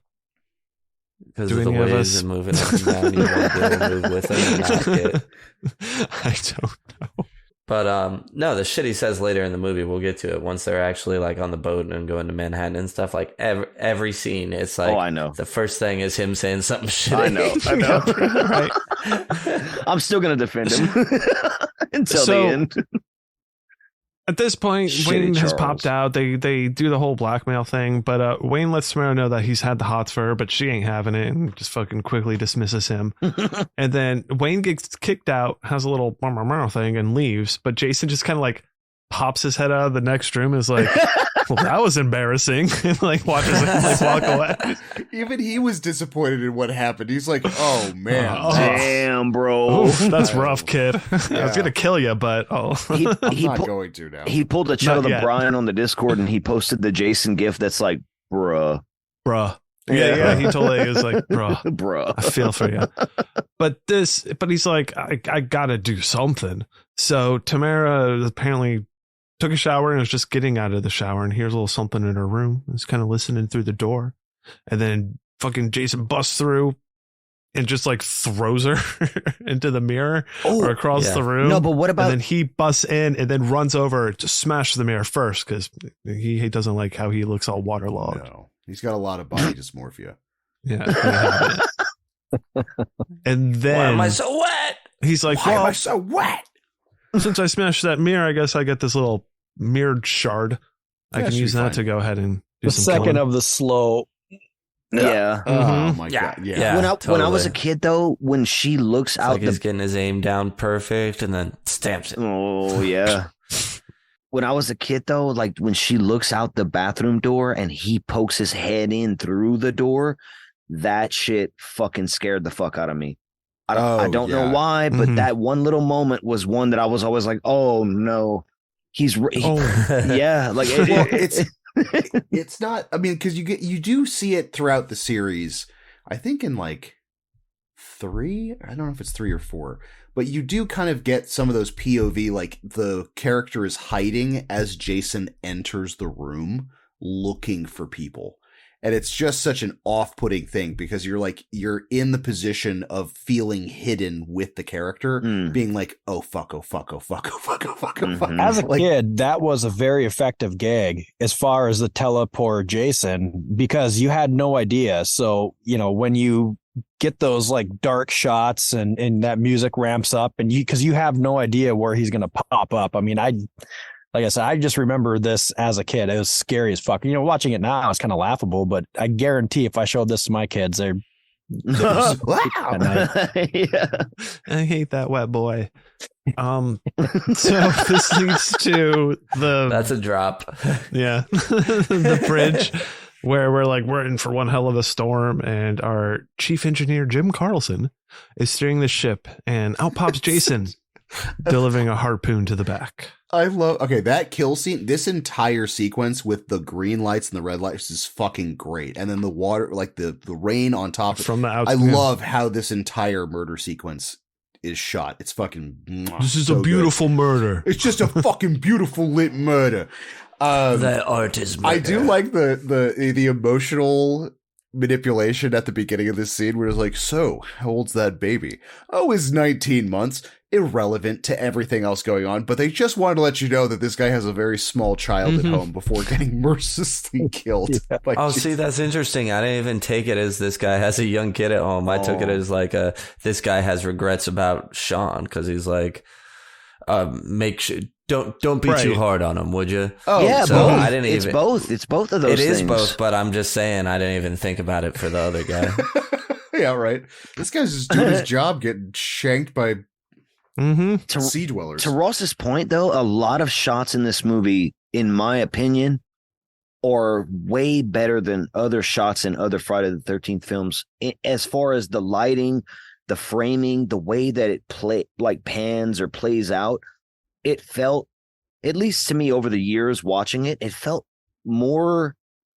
And I know this movie's a ridiculous movie, but I want to say from the way it's filmed, the way it is shot and filmed, it just looks like more grown up and like they gave more of an attempt to be. Oh yeah. I don't want to say artsy because it's not an artsy movie. Well, I don't know with the supernatural weird Honestly, Jason Boy stuff, but it's just it has a Art House Jason. yeah, it might be the most art house Jason movie as Art far house as Jason. shots are concerned, at least just from again, I'm over here rooting for Charles as a joke, but I'm saying seriously, I do think this movie has some great shots in it that like when the camera pans past the kitchen and you see like the knives hanging, and then it pans back and the one knife is missing. And there's other scenes like that. Shows you the expectation. Like, hey, here's something. Oh, now it's gone. Mm-hmm. I follow you. I think this movie is littered with shots sort of like in that vein. And I like it for that when I watch it. I picked up on that shot, but overall, I would say it didn't stand out to me whatsoever. The way this movie was shot. Tell us how you really feel. I mean, I was gonna say, I like the way the kills are done in the absence of gore. I do feel like some of the shots were fun and played with, but this does lead us to the captain returning, finding him dead, and then Jason pops out and slits the captain's throat. The slow-mo Yeah. upturn neck slit was just excruciatingly too long for the payoff. Like you do see the separation, so you do get a little bit of that, like, yes, exactly. But it's so slow. I think I've cut myself worth shaving though, but you know. Dude, this is my least favorite kill in the film, honestly. Similar, it's very similar to a kill from the first movie, Friday the 13th, where she gets her throat slit at the tree, and her happens much faster, but her head comes up and you see it split and blood comes out. It's actually, way better. Much better. Yep. Agreed.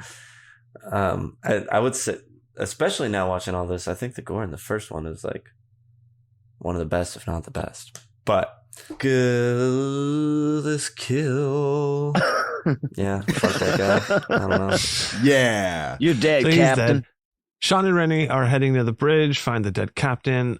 Sean makes an emergency announcement on the ship. Everyone needs to come to the bridge. So everyone kind of makes their way there.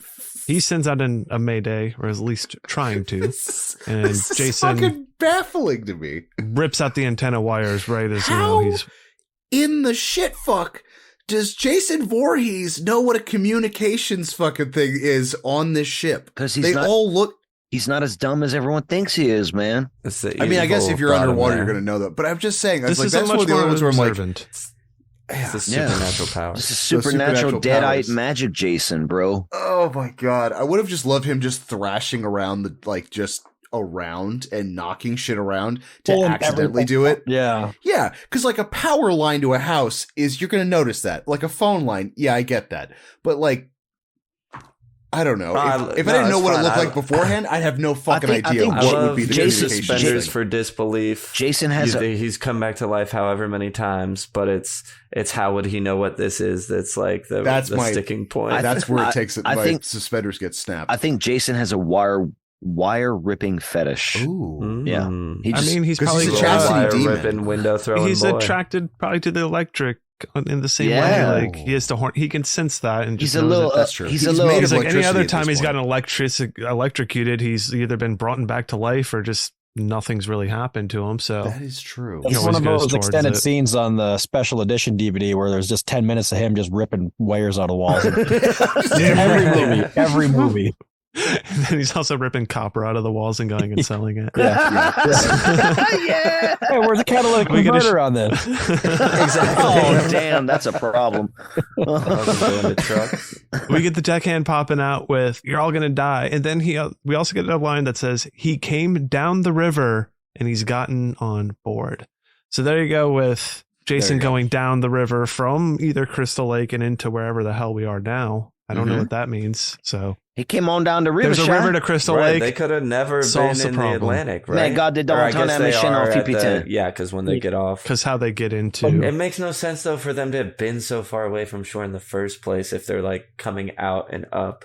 He pulled And that it's anchor like- up. He just piloted that. I mean, Michael Myers can Well, drive they a car, lost- Jason can pilot a boat, so. Oh, yeah. I don't know. Makes thing, enough right? Same thing. makes enough sense for this movie. Well, Michael Myers had a friendly janitor that taught him a lot of things, including Like how to drive. Oh, that's Yeah, in the that's in the exactly. real It, Halloween 1 and 2. No. right, exactly. No. Fuck no. Julius wants to gather everyone up and hunt this dude down. That's his whole idea of everything. But He's right. so Rennie goes to drop the anchors, but then this when Uncle Chunk fucking sneaks up and is like, "No, don't be doing that," and raises the anchors. Correct again. And then is he? You Yeah. don't know. Yeah. I And don't then know. Ava goes to find Tamara, and by doing so, she finds her dead. And then she goes out running. And we get a Door wet boy ectoplasm. waiting in the hallway. Yeah. And then she runs into the party room and gets all confused when she gets in here. 'Cause, I mean, as soon as She's she like, gets "Oh in my there, she's God, like, I think- whoa, I can't handle any of this. I don't know how to do anything except look This around is, for a but little this while. is the most Yeah. teleporting that Jason does in Too one long. shot. Yeah, he's teleporting. He's proving his magic teleporting powers in this scene. And then you get, this is my second least favorite kill in the movie because it's so, you know why though? It's not the Just least, chokes her. because at the end of the choking, you get a hard ass body throw to the floor that was pretty brutal. that was a Hard brutal enough throw. it skips the needle or something because the music stops. Yes, yes. It's that's why it's not. Gonna skip. It would be my least favorite because it's so bland, but It's the first time Jason strangled somebody too. Really? It's true. Mhm. I was gonna say he's just used his bare hand. Well, I guess he's used his bare hands, but not strangled Yeah. before. He's like crushed punched through heads. somebody's chest, And it Yeah, was like, crushed heads. you know, when the strangling escalates, where he has her down and he's strangling her, and then when he And then lifts her lifts up to the ceiling, was like, oh no. I mean, the ceiling only is 6.5 feet tall at most, but still, Jason is it's- crouched over If I walking could- through there. He has to. Yeah, If I can he has to reach, tilt his neck. if I can reach up and touch the ceiling, it's not a ceiling. It's too short. It's not a ceiling. It's not a ceiling. No, What is it? a lie. A 5.5 foot tall ceiling. Yeah. It's that floor on Being John Malkovich. Yeah. 7.5 floor or whatever it is. So the disco hub scene is where Eva is killed by Jason on the cruise ship. Was a leftover scene from the original script as well, where the scene would have taken place in a glitzy New York nightclub instead. I like Going this. through, I like what this killing movie it. became, They're despite. like, throw it on the boat. Go on the boat. The discotheque, go on the boat. They should have once they realized he wasn't really taking Manhattan anymore. They could have changed the name to like, I don't know. Jason takes a trip. Jason takes He takes the a lounge cruise. with it. Yeah. Yeah. The Jason vacation. So Or it could have With been Chevy anything, Chase. you know? National Here comes Lampoon's Jason Vacation. Dude, if Chevy Chase would have been in this movie, oh my God. Yo, that was. I literally wrote that as my sequel idea and then deleted it. National Lampoon's or Jason takes National Lampoon's Vacation. That is perfect, They should man. have just had him as like a background character, like as one of the ship engineers or whatever. With a classic Chevy Chase freak out, like when Jason's killing everyone and he just loses it for 2 minutes and starts cursing. I'd have loved it. Mm-hmm.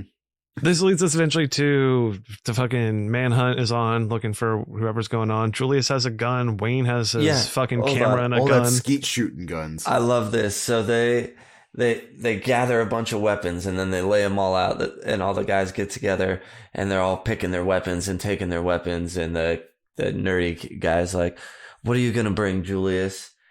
And he's like, what does he say? He goes, "What are you taking, Julius?" And he goes, "Nothing but this gun," and he lifts up a big shotgun. It's like it seemed like he was like, Just gonna "Oh, I'm a beat him with his bare badass. I just fist." need my fist." Yeah, and then he like, yeah, I thought that was so funny. So That's they go the off best. hunting. Wayne comes down into the fucking engine room, whatever. Steam blows off his glasses, and we get some blurry vision. He can't really see. Out pops someone, so Wayne shoots. Uh-oh, just some random crew member or Yeah. something. It's so Think it's the weird hot that he's guy from holding the before camera that and the the- shotgun at the same time. You know what I mean? It's like, Mhm. dude, just put the camera down. Like, use the shot. Like, He's I don't not know. gonna- Don't put the needs to camera record down. it. Never stop filming. We need to record everything. That's what This he is a said. snuff Oh man, film we need now. the found footage version I was of just- this movie. Yeah, I was just gonna say. It's just gonna be like a dumb Only rock thing we're video and Yeah. The VHS 89. Dude, that would be dope. It's the next logical reboot. Brian, I Right? I think it recently makes found sense. some Godzilla analog horror. I'm just saying, like I thought of you when I saw it, and I was like, "Oh shit!" that'd be fun. Anyways, But don't worry, Jason's here for real this time. We get a little chase, we get a little fall, and we get a little bloody guitar. And Wayne finds JJ. Yeah. This is when Wayne is thrown onto a control board of some Oh my sort God. and gets fucking electrocuted. Electrocuted and then Catches on set fire Catches on immediately. fire. Burned Yep. to a His cinder. crotch is on fire like like instantly. a smidgy away from the fuels hold of the Oh, ship. I don't know. Yeah. Beats me. This is I'm not fuel. a ship expert, as we have kind of come to conclude that none of us know ships. Neither that is well. the ship. No. Well, this ship, who knows? This ship. what's No, going on. this ship. This fucking magical ship. Anyway, Yeah. It's like the Jason murder house of immediately ships. recognizes the problem because he's like, oh my God, there's a fire. I need to hit this emergency fire alarm button. Fire fucking alarm. So Chuck, your boy Chuck, goes on to think that it's still the crazy deckhand doing all this. So he grabs a flare gun and says, like, this is all I need to go out and fucking shoot this deckhand with a flare gun. Yeah. And Correct ass. Chuck. Jason's still execute sneaking this around the guy. ship. He finds a dude, I don't know who this guy was, that has the fire axe in the rain and fucking just yanks that shit away, no problem. Kid runs away, but He's the Olympic. surprise. He's the Olympic diver guy. He runs up. His line got cut with Sean in the beginning of the movie. Yeah. Okay. Yeah. This is my most egregious moment in the film where I am like, okay, so earlier we had teleporting Jason, teleport Jason. Now we have clearly this kid is scurrying up the fucking to the Raven's Nest, right? He's climbing up the ladder and he looks down. Jason's just staring up at him. He climbs some more. He looks down. Jason's just staring up at him way at the bottom, not even climbing. He turns around to climb again, and Jason grabs him and throws him. And I'm like, bruh, this is Good my stuff. Yeah, that's awesome. It's awesome, but this is my biggest bruh moment of like, this boy is teleporting interesting. This far everywhere. in the movie, and now Or- you've got a problem with teleport Jason. I don't have I have This is no one problems. of the better parts to me. I don't have no. But what if I'm being he's like, mischaracterized. I don't have a problem. I'm just saying this is the You're the villain. I'm the villain. This is the moment where I'm like, this motherfucker is clearly teleporting everywhere for sure. I think it's either that or he's a bog mummy, like a bog mummy, where they don't have internal bones. So he looks really strong, and then he just slides meat sack up and then reassembles himself and then tugs him. like he drank a Capri Sun. Yes. But way more disgusting. he does He's it got to very have clearly some pretty solid upper body strength. There's just like 15 does it very shots in this fast. movie doing one of these, and then he's just Mhm. just well, canning his way he's up. dabbled in jumping high and Yeah, I teleporting know, like before. this isn't anything We've new with seen his him jumping capabilities. He's It jumped to hasn't second been- stories. Second stories and trees. Yeah, and out of the sky, seemingly. We've seen him do, like I said, he dabbled, but this one is like, Really he's into mastered the craft, I guess. I do like how this kid gets killed, though, because it's not just an impalement. It's like Ross a loves how this side kid- laying down impalement. Mhm. Oh, Mhm. Yeah, he So gets ripped off and uncomfortable. impaled. yeah. Julius is running around. He finds the dude that fell, and Jason pops up and throws Julius's ass off the boat. Yeah. I love that. He just, He's like, Just "You're picks out him of up, here." throws him in the water. bye. Rennie's back in her room, still seeing all these images of a little Jason asking for help, and then Jason headbutts through the porthole.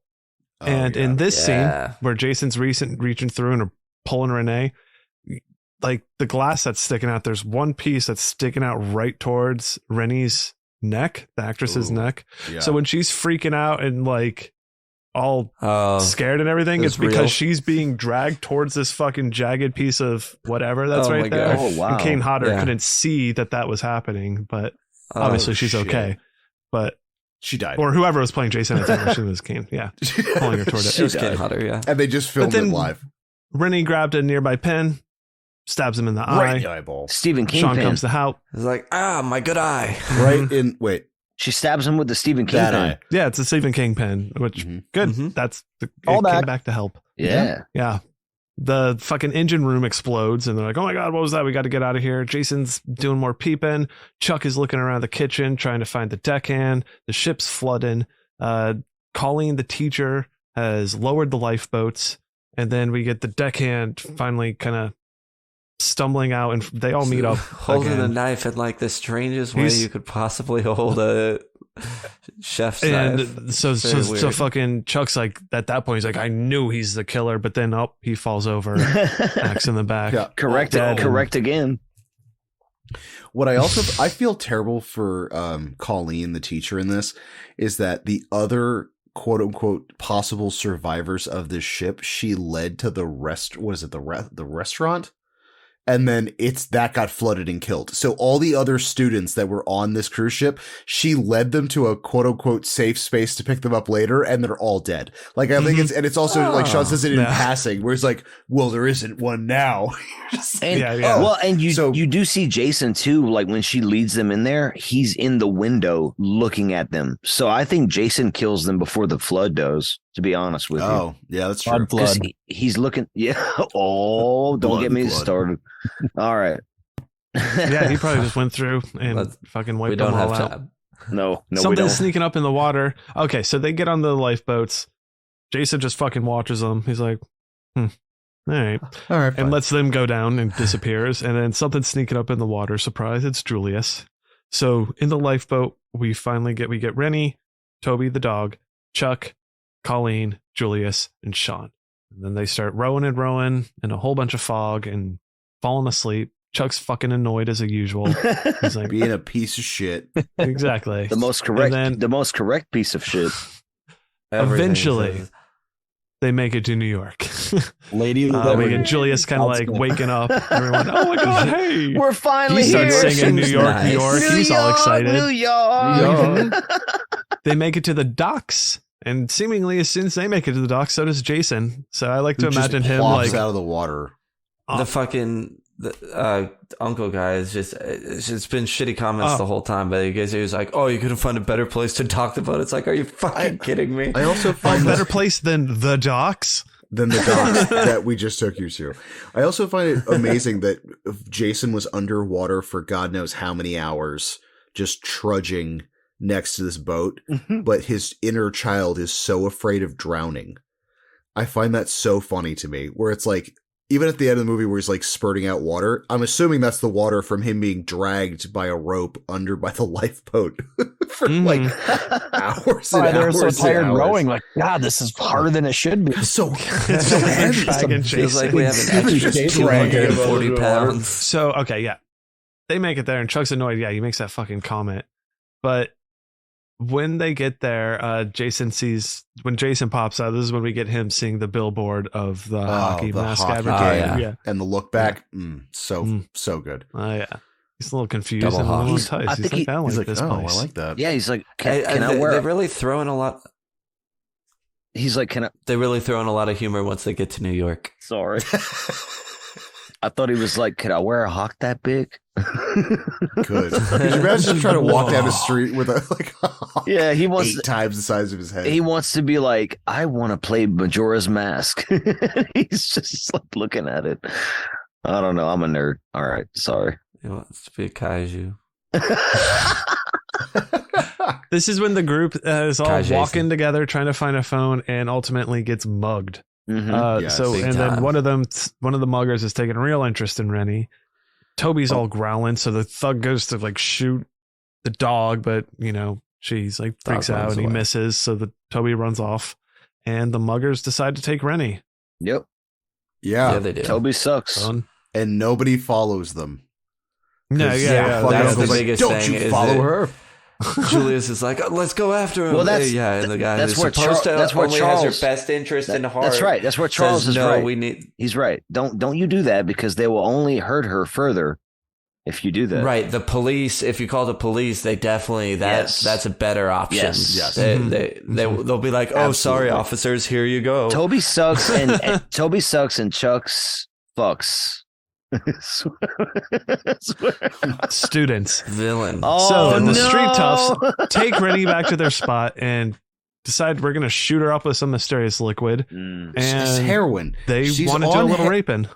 Rennie, from this point on, is on heroin the entire rest of this movie. And it shows. As a kid, did not tie that in. Obviously forcefully getting injected to this thing. But the way she acts the rest of the movie, clearly she's doped up. Oh, yeah. But Jason comes to the rescue, though. And yes, he does. Takes that needle and stabs it through this dude. That was so brutal. It was just like poking through the cloth. And he's kind of wiggles it once it gets to the other side. Yeah.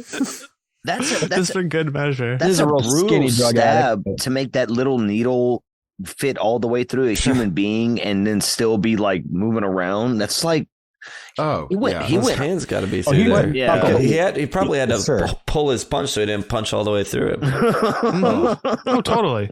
Jason's like, But I'm gonna our just other- barely punch you. Our other thug, he left for a minute, but he comes back and sees all this madness that has happened and pulls out his gun and starts to shoot Jason a whole bunch.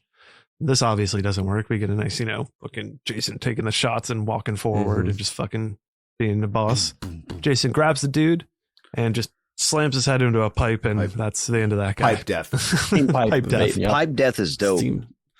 But He uses part of New York's energy system, the steam pipe. Yes. yeah, exactly. It's a classic New York moment right there. Mhm. The drugs seem to have worn off for a second.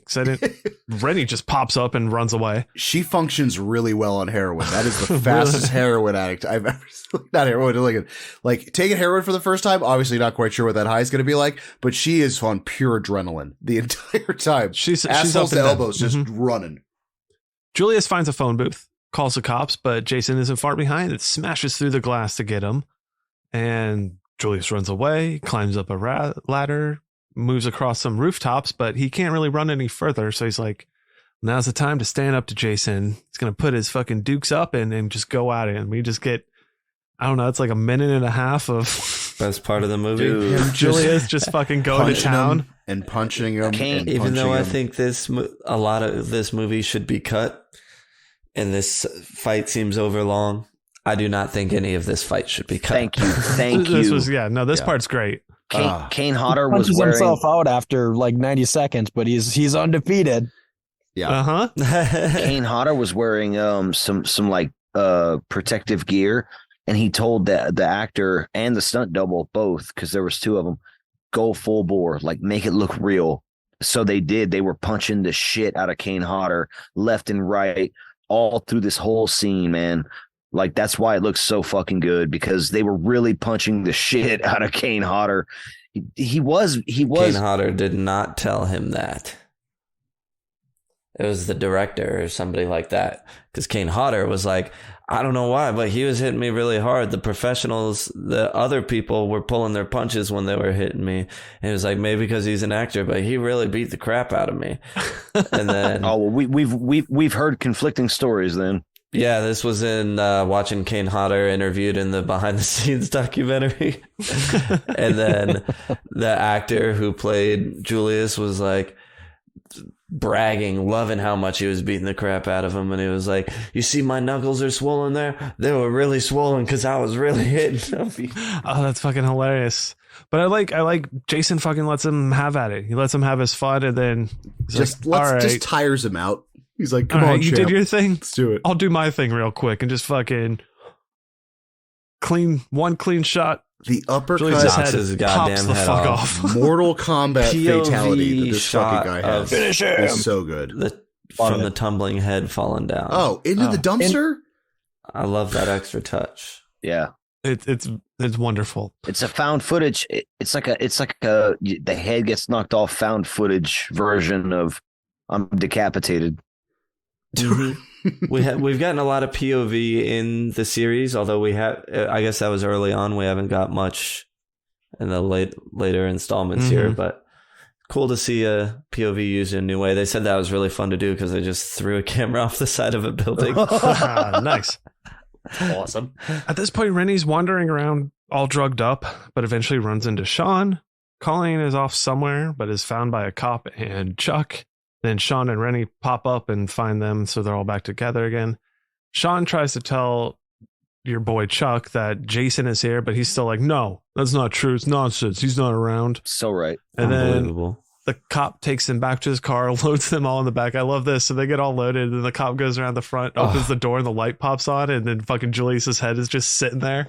Bah. You know, Fucking Jason was fantastic. sitting there like, Yes. He's like, oh, yeah. you must have been I haven't so done- stoked watching it all go down. And then He's just like super excited. He's like, I haven't done this since mom's head. All right, this is going to be great. Yeah, good head setup. Yeah, Jason's super stoked on that. So then he immediately grabs a cop, just sucks a cop off screen.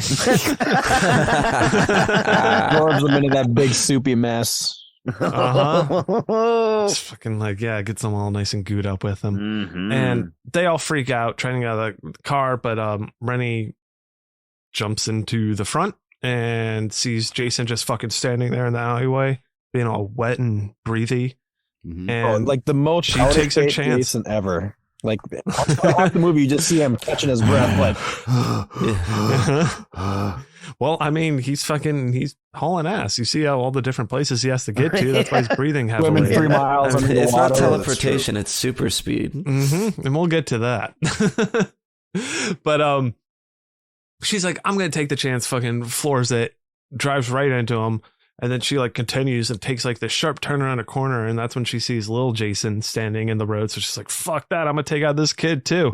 So she runs full force, but it's not really there. And that just like leads them into like running into like a fucking wall barricade type thing. And that causes the car to catch on fire.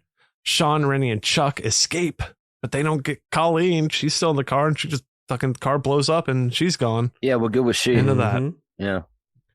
Rennie's sad and is staring into a flaming puddle, which prompts a flashback. Yeah. This is when we learn This is how you good teach boy your Chuck kids. is hanging out with Rennie on the lake. Yeah. And is like, you know what? You haven't learned to swim Mm-hmm. and you need to learn to swim because if you don't, little wind up like Jason's going to Jason. pull you under and you're going to drown. That's right. And there's only one good way to learn. It just fucking pushes this kid into the water. Shoves his child. Drown or swim. That's life. I did have a note that I know how I'm going to teach my kids to swim now. Yes. Don't need to pay for swim lessons That's right. anymore.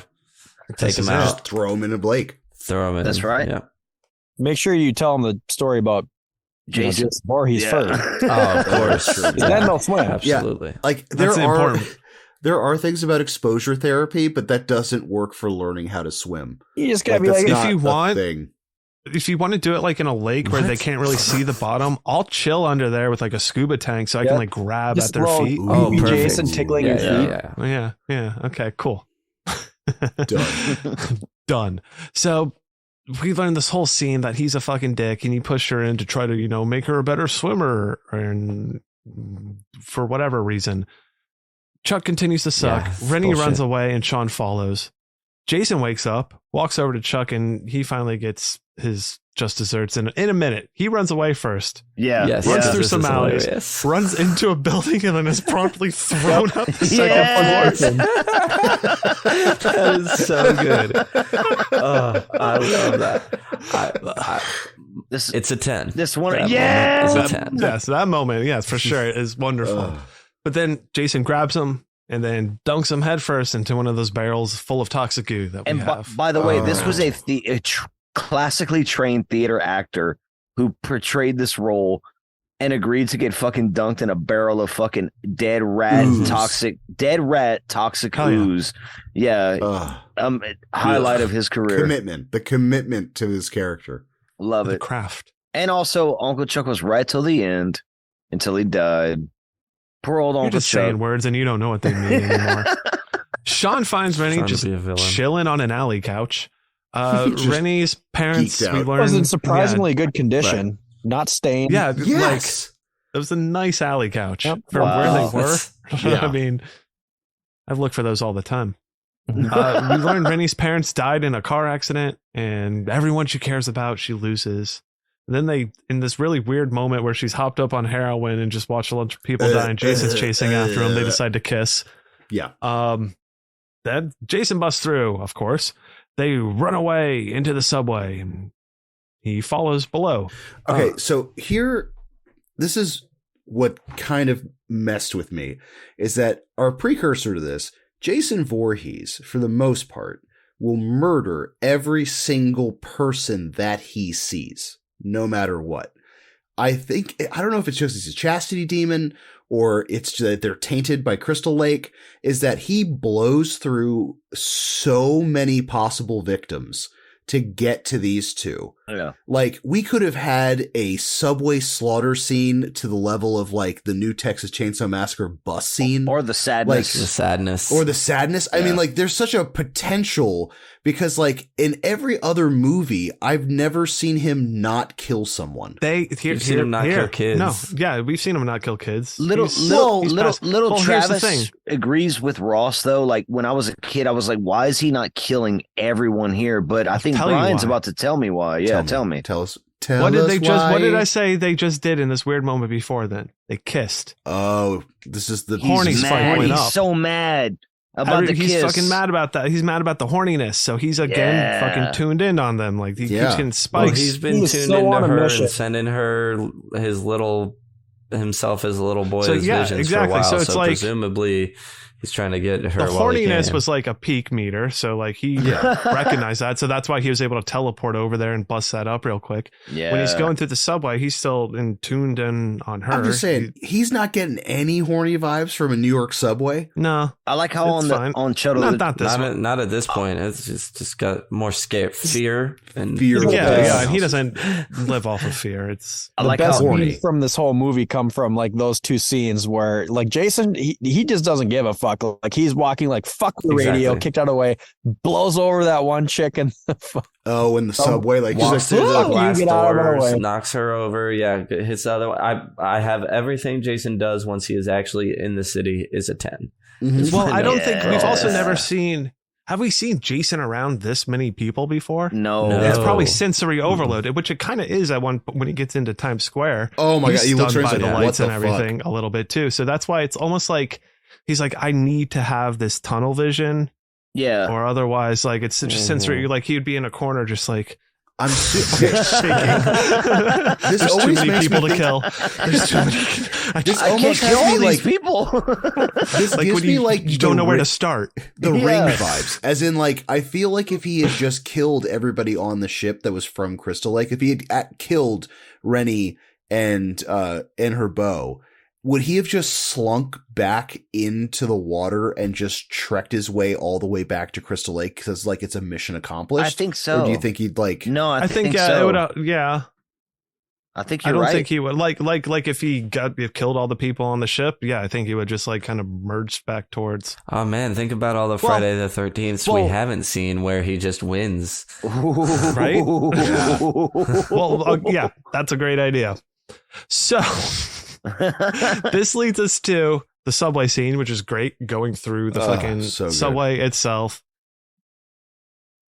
Pulling the emergency brake, which causes them to escape out the back of the train. Jason follows. Sean fucking flies through the air and throws Jason onto the third rail, I like which causes whole electrocution. I like on the Chuddle the Pod Discord where Brian was like, "This is everyday life in New York City on the subway." Oh, pretty much. This is totally you either normal. got a Jason, you got a ghost face, you got something fucking running through. That shit made me laugh. They throw him on, electrocute him, and they're like, "Great, it's over." They slowly get up, walk away, walk out of the subway right into the middle of Times Square. Beautiful. Known for all the good times you have when you're there. And they look around, they're amazed by the lights and like, "Oh, that's great. It's over. Look at all this. This is crazy." And they start walking. But then like about 15 feet behind them, Jason walks up like Yes. into frame. And Right. then he kind of does this little stunned look at the lights, Oh. everything. Like, so a little bit like, "Oh, this is fucking crazy. This fucking little Coca-Cola. boy from Crystal Lake who's lived most of his life in a lake or in a shack in the woods hasn't seen something like this." Yeah. Right? I didn't even At know the something bottom like of a this could lake or exist. in the shack of the woods. Yeah, right. What So- have you been living at the bottom of a lake? Or in the shack in the woods. This leads to one of the best scenes with our street toughs listening to some fucking music about living in the city. Yeah. And they're just fucking jamming. Yeah. It took so long to find this song. Hit it. Living in the city ain't no big deal. You gotta have a heart made of stainless steel. If the crack don't get you, then the hookers will. Living in the city ain't no big deal. And then he fucking kicks the boombox, and they're like, they ain't having that. That's their fucking song they were jamming on. So they fucking pull out all their You're Well, dead accoutrement. meat. I yeah, fucking you're love dead it. meat. This fucking scene, dude, when he lifts his hawk up, Comedy again. it's the comedy on this, but it also kind of actually reiterates what you were saying, Brian. It's like he does not give two shits about New Yorkers. The only New Yorkers that he winds up killing are the ones that are like effectively either in his path to get his victims or helping out the victims. Where like I like the fact that he sees all these kids and he just goes like lifts it up, and they go, "Nope, we're good. You know what? Fuck it." Yeah, they nope the fucking. All right, mister. We're like, All right, mister. He turns to them and lifts his mask so they can see his face, but the audience only sees it from behind, so they see it and get scared and run off, and then he pulls his mask back down. Amazing. So him doing this, and then obviously we realize with all the other things, but this is probably one of the most self-aware Jasons, right? Like, Yes. he knows what he looks like, and it is not a pleasant look. Sure.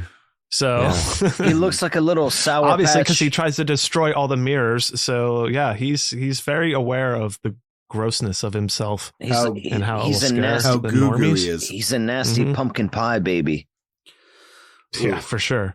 So we get Rennie and Sean running into a diner to get help. You don't understand. There's a maniac trying to kill us. Welcome to New York. Welcome to York. Bam! Kool-Aid man just Can you fucking let me imagine? get in here. Oh yeah. All I could think about was, what if you lived in New York and you ran in some place and were like, "Help, someone's trying to kill me," and they're like, "Welcome to New York," and you're like, "What the fuck are you talking about? I live here." There's Like, someone someone is trying trying to to kill kill me. me. Like, Yeah, that's one of those, like, yeah, that's also goes to it's fun. a lot of but people it's not so paying dumb. attention to Jason. It's the whole, everything we've Right. seen. New Yorkers have seen everything. Totally. It's just the whatever. Mhm. Everyone's trying to murder you. A hulking Which is Clark true to in a an hockey extent. mask just walking Mhm. up and down Times Square.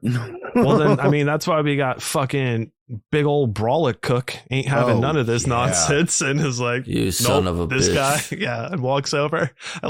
And the Jason's like, no, like kind of like just like slaps him away and just throws him into the mirror, which is a 2-for-1 for Jason. He You want- doesn't have to destroy that mirror now. Exactly. It's already You been want destroyed. you want a fun fact? I like how he.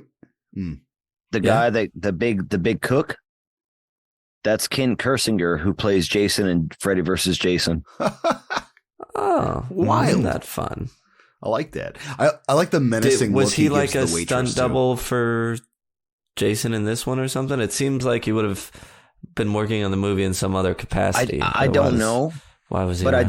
just know that he eventually, that guy played Jason in Freddy vs. Jason. That was his Cool. first It's one involvement. of your top 10 horror movies, Travis. Yes, it is, and yeah. The chase continues Which into you can the hear alley. that talk on the Joe Blow show. Sorry. There you go.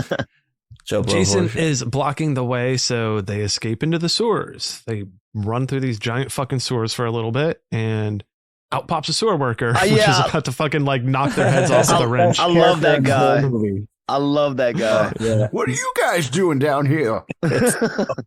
fucking good. Don't you know that they're gonna flood the sewers with toxic waste? waste every night at midnight. Right. Like this is an everyday occurrence. Yeah, I love it. Well, he goes, "We don't have a minute to spare," and then Sean's like, "Why's that?" "Oh, well, let me tell you, we flush the things at midnight every way." Like they like, Right And now, then- tonight, right now. and then he leads them out of there. So they get out of there. Surprise Jason attack. He grabs a sanitation worker, and we get a little shadow kill wrench to the head off screen. Yeah. Yeah. Jason Jason is about to like bash in Sean, but Rennie shines a flashlight on him and it's like says, Mothman. "You didn't get me in the lake, and you're not going to get me now," and runs away. Yeah. And Kind of weird. she runs off to hide. That works, I guess. It's kind of weird. Yeah, It's it kind of doesn't weird. help. Hey, Yeah. no one Well, escapes. I guess he has been after her all along. Mhm. She is clearly his target because Yeah. of this little boy projection. She runs away and For she finds one of those little barrels. We have one of them cute little barrels of toxic waste that we have in the city. It's not one of the big ones that Chuck got Right, dumped one of into. the, Just like- a little barrel. Yeah. And she Mhm. throws that on Jason, which causes some fucking hawk flying off, Yo. face melting, and The screaming, weird roaring. Sad dinosaur noises. Yeah. And then we get Like a Stumbly Bumbly crying Jason. T-Rex. He can't Who's now quite see. blind. He has no eyes to begin with, and now he's completely blind. Well, which I one of think is them's really got a funny. Stephen King pen sticking out of it, but you know. Oh, that's true. Yeah, right.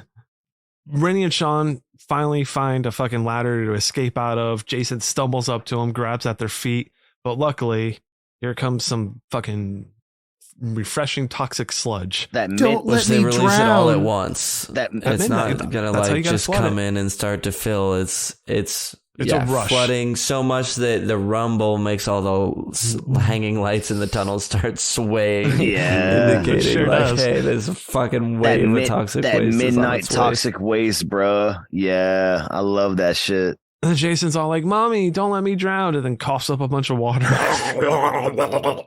Yeah, This shit is Barf of water. This is disturbing to me, to be honest. And then It's weird. Yeah. This whole thing is weird. He gets like drowned in sludge. The melting of his body I thought was kind of fun. Yeah. Like him just like Totally. yeah, he gets drowned in that and sludge Jason. They shot the little boy. Yeah. And then when you see his Climbing only out as away. a kid, it was terrifying. But he's like, just it's almost comical looking at it now. But then you know when he lifted his mask up before, I probably would have laughed. I would have been like, "What the fuck, dude? You got like some weird baby face looking monk head." Yeah, this is Totally. he's illustrated like a garbage pail kid. Like that's what like I feel like Kinda that's is. like if you threw this on a garbage pail kid's body and called it like I don't know Undead Ted, like this is exactly what that would fucking look like. Yeah. totally. They ended up cutting it, but the little boy Jason. They shot him climbing out of the mouth of this Jason, so they made like a giant thing What? that was big enough for the kid to fit in it, and they shot him climbing out. That was part of this toxic waste Art House thing Jason. happening, right? Oh, I would and love that's how to we see that. got the little boy when the water goes away. I This was would gonna have say, been the this- Art House Jason movie, man. I'm telling you. This is like a reverse Toxic Avenger, where it's like toxic sludge makes this undead corpse just a drowned 11-year-old boy. Mm-hmm. So there's a Jason bubbles away, which causes a bunch of lightning to happen and strikes the Statue of Liberty as well. And then this is when Jason is turned into a little boy, and we get the hawk floating in the water. And I guess Sean and Rennie are just like, "Oh, leave that kid alone and leave the sewers and get out of there." Dude, And he's- Apparently, in the original script, it was supposed to be that Jason was just melted by the toxic waste and his soul was finally released, but the studio had to decide to change it to have the kid in there so that they could. Maybe Do do future something shit. later. Yeah. The director said he was allowed to kill him. They were like, Oh. "Do you want to kill him?" And he was like, "Can I kill him?" And they're like, "Yeah, sure." And he was like, "I don't even know why I asked. What do they care? They'll just bring him back if they want to anyway." And he said, his idea for doing it that way was that when Jason drowned as a boy, he was still just a regular little boy. And it was him coming back after Pamela was killed that made him the monster. So this was sending him back to pre-monster better. form. Works for me. So Rennie and Sean start walking around, hugging. Then we get Stalker Cam peeking and peering around. It's like, oh shit, Yeah. it's not over yet. Little bitch Surprise, ass it's Toby. Yeah. Toby! Looking adorable and awesome, running Good up being the best boy. little good Abandoning boy ass ever. Toby, the abandoner. Then we give us a nice little cue, our crane shot, 80s music, shot of Times Square, and credits. And totally ignoring no Travis saying surprise. anything bad about Toby. I love Toby. I want to pet him, but There's no surprise ending that Toby doesn't suddenly don a hawk and try and bite them. No. It's just Oh, I over. wish And that that's would be over. great. That would be great. And with that ending, we're at the credits and we're going to go into our crematorium of questions. All right, so here we are, crematorium of questions. Got a bunch of nonsense to talk about over here. So first off, do you think you're surviving this Jason here? I think if I'm hanging out in New York, yeah, he'll just fucking walk right by me as long as Right I'm by not you. his target. If you're on the cruise ship, they do. It'll be tough. This is a tough one. Mm-hmm. Got to get off the The boat. teleportation As throws a Eugene- wrench in the whole plan. Absolutely. That would have. Totally. Yeah. Mhm.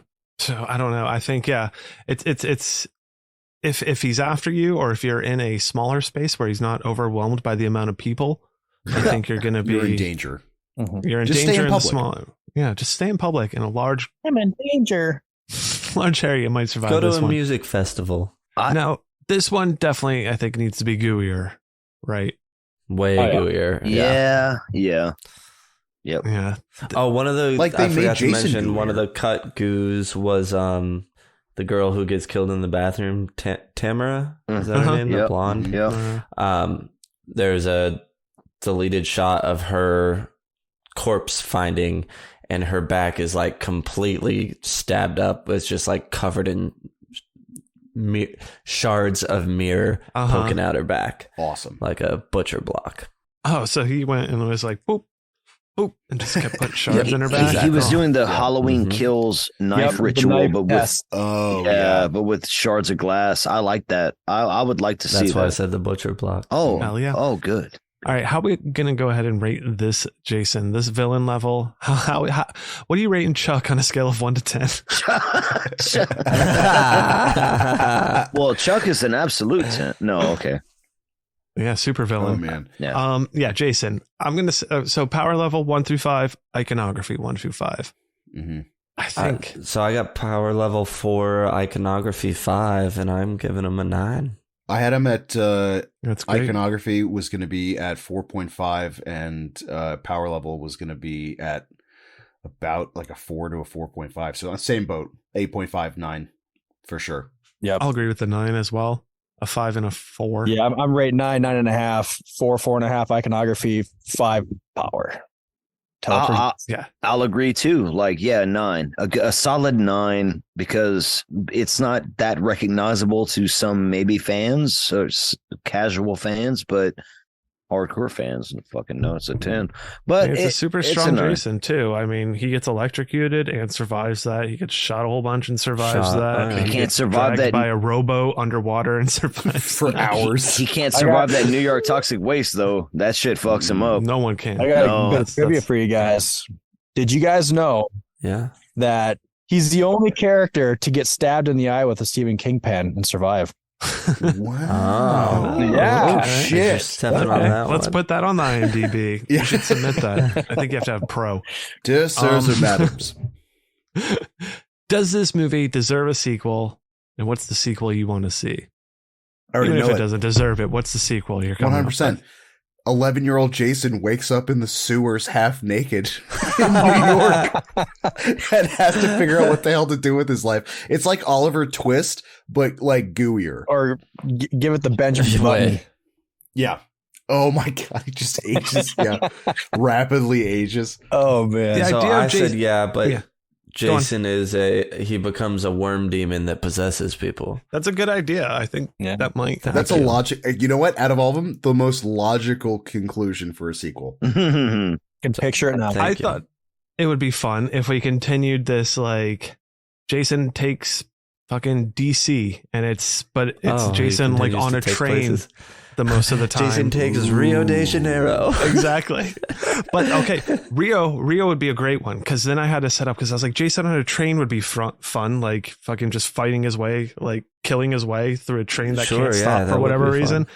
Great. And then I was like, Jason on a plane. Okay, so this is Jason takes Rio or whatever. So it's a bunch of people going, and for whatever reason, some Yeah. billionaire has But acquired most of the movies Jason on a plane, not and in wants to Rio. transport yeah. him. So Jason wakes up, but this is the cool part, because Jason is going to fucking kill everyone on the plane, and then the plane's going to crash somewhere. But Jason's just going to walk out of the fucking crash, and then he's going to be at his next location. Or he'll just get Killing one in Rio coyote now. back So into the that's how lake. we. Yes. So yeah, all sorts of Jason in different transportation modes, killing and arriving. Jason to in different Loch destinations. Ness. Jason Snowpiercer. It's an international flight, and he winds Mhm. up in Loch Ness and he fights Nessie. I want to go back to mine where it's like Jason takes Giza and he fucking goes to the pyramid and like he Just becomes fucking he slays everyone, and the final shot is him standing atop the pyramid with helicopters flying around like they're about to try to take him down. Mm. But Oh. I'm just thinking of like the shots. See, we end up getting a future Jason. I know it's hard to be you could write it some way. I want a Jason in the past. I want somehow, like people talk about, they want Predator versus Samurai. I want Jason versus Oh. Samurai. He gets into the yeah. DeLorean when he's in New York, and next thing you know, Yeah, He's exactly. He's at the Twin Pines He gets Mall. electrocuted into the past somehow. Jason actually exists in the same world as Hot Tub Time Machine, so he's Oh going my to kill God. some teens that are in the Okay. time machine at the hot Hot tub, tub? and And falls gets sent into back. it. And It's gets like sent whatever back. else Paramount owns the rights to. They're Yeah. like, what do we own the rights to? Time travel. What time rights. travel do we own the rights to? Stu. Okay. So I don't know if any of you have a band or a name and genre for them. I do. I think this band would be called Wet with 2 T's. Ooh, nice. And Oh, nice. their first album could be Headbutts and Portholes. Nice.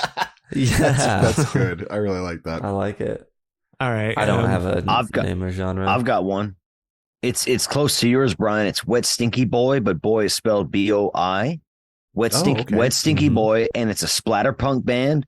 And their first album is called The Darkest Side of the Night. I'm there for it. Nice.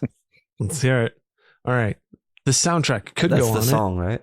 it. Yeah. I Yeah. don't know. Would you buy the soundtrack or score on vinyl? I said yes. Yes. Yeah, this one I would. Yes. I'm giving this a solid maybe if it's cool. I do like some of the songs on here, and I like that it is different from the other ones. Mhm. So, as usual, it'd have to be cool looking for sure. I want to just buy it if I came across it in a record store. Unfortunately, Alice Cooper did not do the score, the soundtrack for this one. But I would, yeah, there's enough 80s riff music in this that I would get the soundtrack for it. 80s riff music, good genre. Well, and like Sam said, riff. I know, especially it's if it's got the cool art and the cool everything, like, yeah, I would be down for it. Yeah, I'm a maybe, but yeah, if the cover, the Yeah, it's a vinyl maybe. grabs my attention, then I'd piece of candy, you know. Mhm. Ooh, piece of Yeah. candy. Oh, piece I of think there candy. is one from This- one the of those vinyl record itself companies right appears now. wet. Yes. It's Gotta gotta have the be two T's. Wet. Maybe an H in there, like WHET. Ooh, yeah, An that's a good umlaut, one. somewhere. Now, I definitely think there's things that are action figure worthy. Jason J Dog. himself, Yeah. wet Jason, Mm-hmm. Mm-hmm. all day. Bathtub Absolutely. Jason. I would. Mhm. I guess this goes into like merch for the movie. I would get a bath bomb, Part 8 Jason that melts away to have the And little the figure. little boy. The little boy. It's Yeah. a figure that floats to Yeah. the top afterwards. Nice. Hell yeah. I want the Stretch Armstrong gooey Jason. Ooh, Yeah. yeah. Oh, yeah. That'd be good. Mm. I would like a diorama of whenever Jason was breaking through the porthole and grabbing her. Like, to have that diorama Oh. would be kind of dope. Yeah.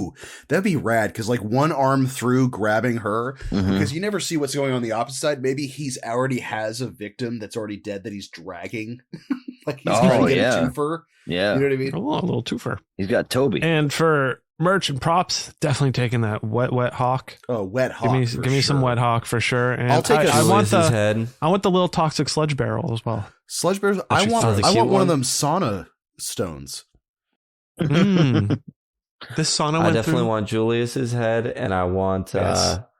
the guitar with the blood on it. Yeah, Close I to was it. gonna say I want the That flying, the sweet pink axe. flying V would be my prop. But fun fact, the actor that played Julius got to keep the head. Sweet. Nice. Oh yeah, That's rad. yeah. I forget That's he a did. little bonus. I forget he had some little fun story about that too.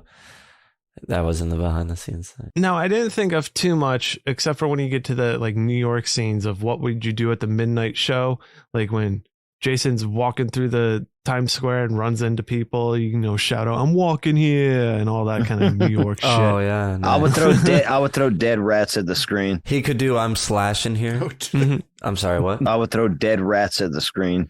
Toxic covered dead rats. Villain. Yeah. Syringes. Sure. Oh yeah, I'd shoot up in the I'll throw theater. syringes. Shoot up in the theater. Oh, yeah, throw syringes. I had when the principal finally sees Jason, he's like, "No, it can't be, not you. It can't be you." Everybody yells, "You're so wet," as if that was like. With an H and an extra T. Uh-huh. I would throw So a bunch of wet. Stephen King pins at the fucking screen. Yeah.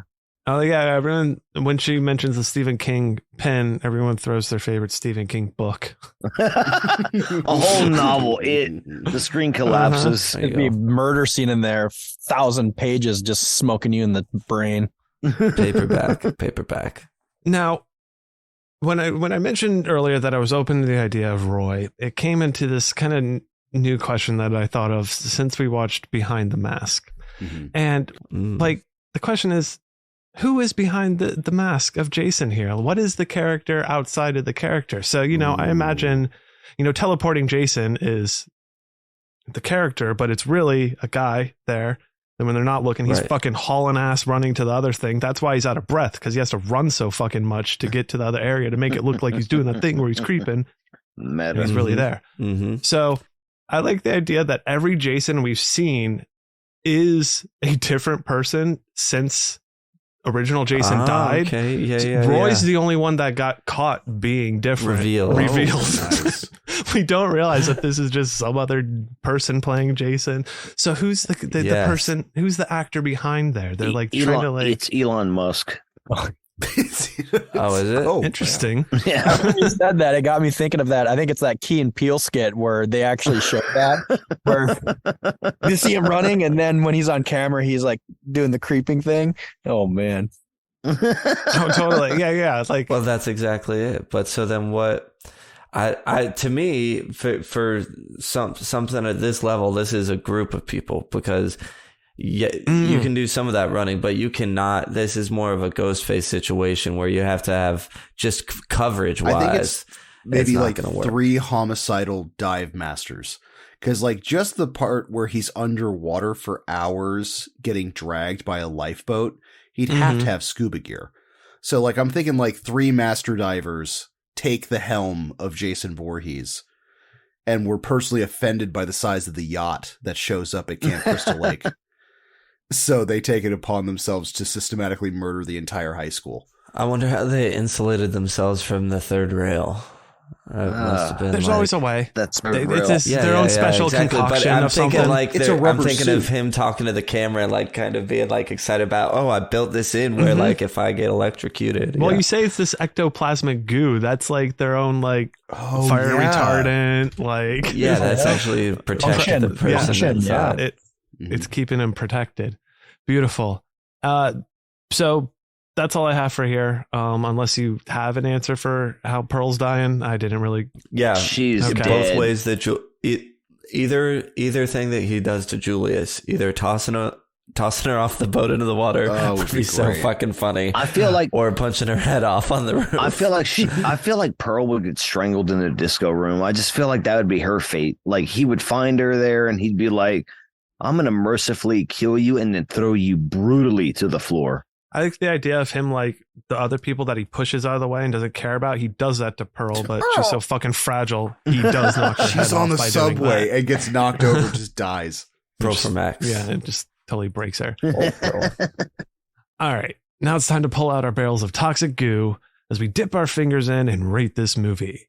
So we're going to use a scale of 1 to 5 to chop off these fingers and give it our score. And I want to go ahead and start us off right with Sam and just take us there right away and Oh see what he my has to God. say.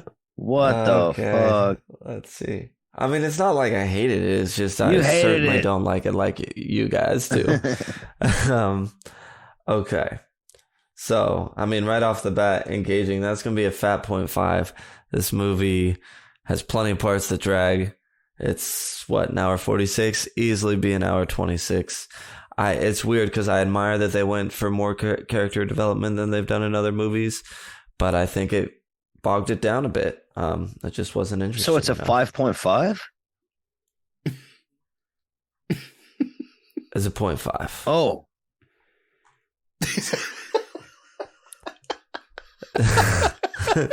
Sticky. I'll throw it a 0.5 because I think the boxing scene on the roof will stick with me for sure. Jason being a wet boy, I do really like this Jason, and a lot of the stuff he does around New York, knocking the lady over, just walking and kicking that fucking boot box. It's so funny. So it'll have some stickiness. We'll leave that there. T-shirtable, that'll be another 0.5. Purely on character design, it's certainly not because of how much I like it. It's just again, one of my favorite Jasons. The poster for it is cool.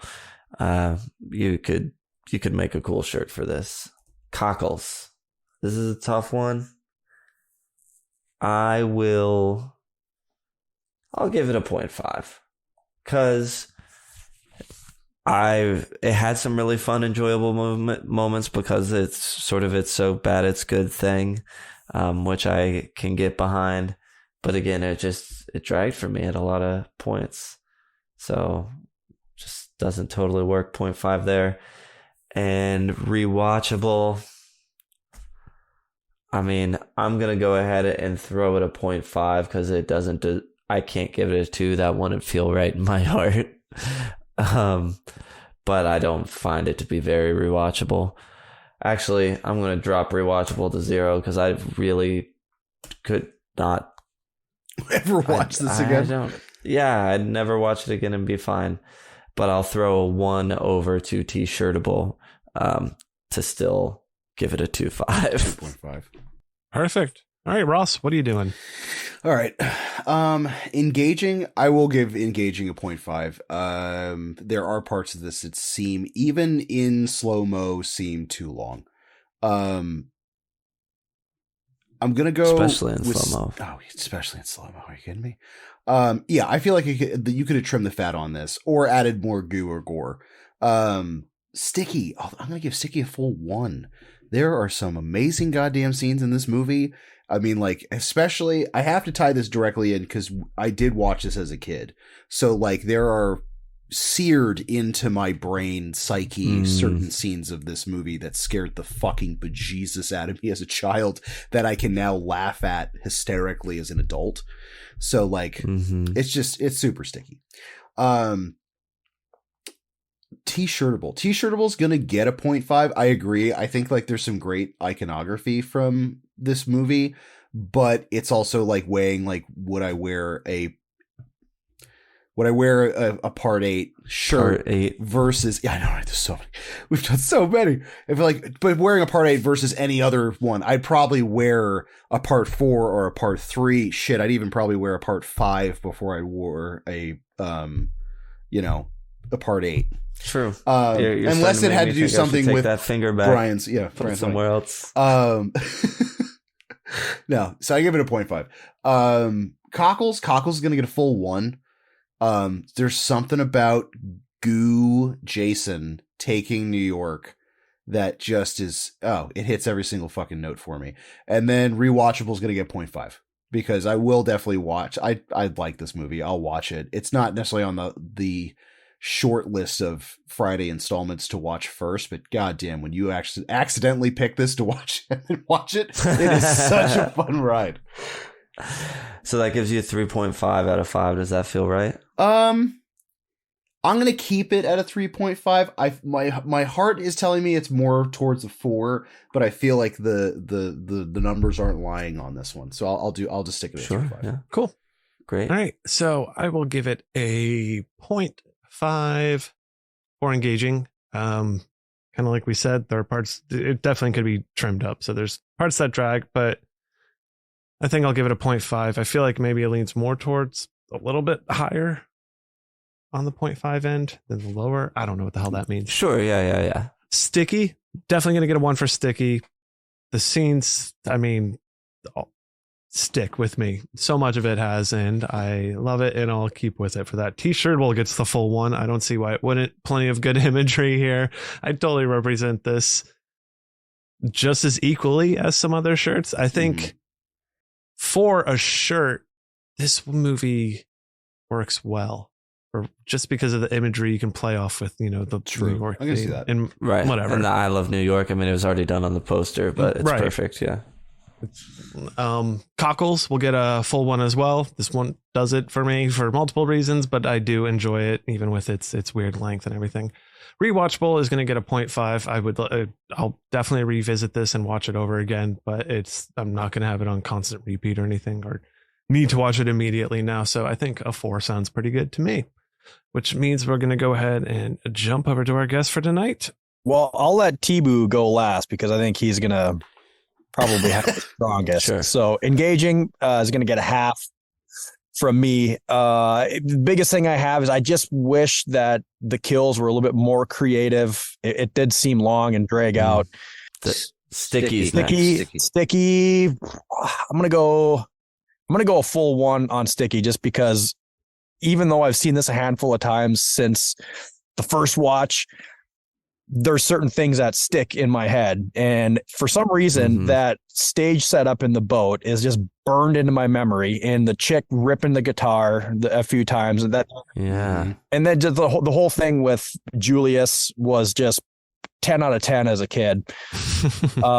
Definitely. Yeah, so T-shirtable. that's one for sure. T-shirtable, yeah, that's getting a full one as well too. Just because it's New York and it's Jason. You can stick Jason anywhere on a New York landmark. Right. And that's just gonna be great. Plus it's probably my favorite iteration of Jason. That, you know, when I think of Jason, I think about the hockey mask and the big hulking, maybe not out of breath, but you know, that give me that big boob. Sure. Yeah. Definitely. Cockles. How's it make you feel? Ooh, I'm gonna go a half on the cockles. I would say, if I'm being honest, probably on the lower side of a half, if I can steal a little something from Bryan. But yeah, I'm gonna go half on the cockles, and then the last thing is the Rewatchable. Rewatchable is getting a 0 out of me. Sorry. Sorry, but this would probably, if I'm being honest, this might be the bottom of the barrel as far as rewatchables. I really like the movie, but I think I would rewatch. I'd have more fun. Part of it with me is just when I think of Jason, I think of the typical Jason camp slasher. Outside of, I mean, we're not getting into the craziness of, you know, the ones to follow, because that's on a whole different level. Right. The Jason in my brain is the walking around a camp killing, you know, all these lusty teenagers and shit. So that puts it at 3 out of 5. Does that seem like what you would have rated it if you didn't use the scale? I'd probably, I'd probably honestly a little bit higher, but I'm sticking with my guns on the rewatchable. Sorry, but it's, you know. All right. Yeah. Totally. And honestly, that's the one thing that's a little tricky. The guys know I keep texting them like, what about this instead of rewatchable? But all right, that brings us over to the villain himself. Bum, bum, bum. Yeah, I'm the villain. So tonight I'm going to say engaging is a full one. I've been engaged since I was a kid. This movie does it for me. Congratulations. Everything about it. Yeah, thank you. Thank you very much. It's done it for me since I was a kid to an adult. I just enjoy this movie. Sticky, it's stuck with me since I was a kid. Full one. It's just there. It's always been there. It's one of my favorite Friday the 13th films. T-shirtable. Oh my Lord. Jason wielding a pink axe. Jason in New York. Bobbling Pumpkinhead Jason. There's so many things you could put on a shirt. You could put fucking Charles on a shirt. You could put first mate Ralph on a shirt, and I'd be happy with it. Like, you're all gonna die. Like, it's everything about this movie is so shirtable. It's ridiculous. Cockles, full one. What else do I have to say? From childhood to now, it's there. It's just one of my favorite Friday the 13th films. I feel this movie deep inside my loins. So rewatchable is a 1. It's right there. It's up there with a full 1. So it's a 5 out of 5 from T-Boo. Because guys, this movie is not perfect. It's not your typical Jason movie, and I get that, and I'm a Jason fanboy. I was rooting for Jason when I went and saw Freddy versus Jason in the theaters. The theater was divided, but I was on one side, and I remained on one side to this day. This is just one of those oddball Jason movies that I think once you become a Jason fan, you see it for what it is.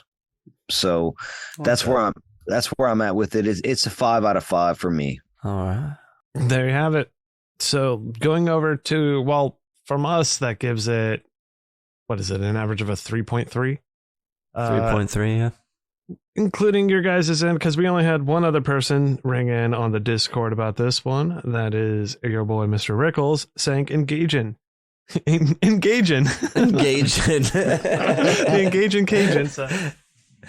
You know how Stinky we spell. Wet Boy Jason. Sticky Wet Boy Jason. T-shirtable Stinky Wet Boy Jason with guitar. Cockles Stinky Wet Boy Jason. Rewatchable Stinky Wet Boy Jason. That's 5 Stinky Wet Jasons out of 5. So he gives it I guess 5 out of 5 as well. Damn right. So that's sitting pretty high on the club members. 3.3 with us, which kind of puts it, I mean, that's by no means a bad choice, but that sits right around part 7, The New Blood, right above Black Christmas, and right also, hey, another New York movie sits around Chud as well at 3.3. What a crossover. That's what I'm saying. There you go. Chud. That's what we all been waiting Oh, for. man. Jason fights Chud. That's what we needed to see. I'd be down. Well, that Judd, cannibalistic Jason underground dwellers. Yeah. Good. nice. Yeah, but Nice. Well, that's going to do it. No final thingy from me. So we're going to close out the episode for tonight. And we want to thank you all for joining us. So thank you all for joining us. Huge, huge thank you to our guests, first time and long time. Shout out yourselves. Shout out where people can follow you. Anything that you want that, some of our people might be listening to.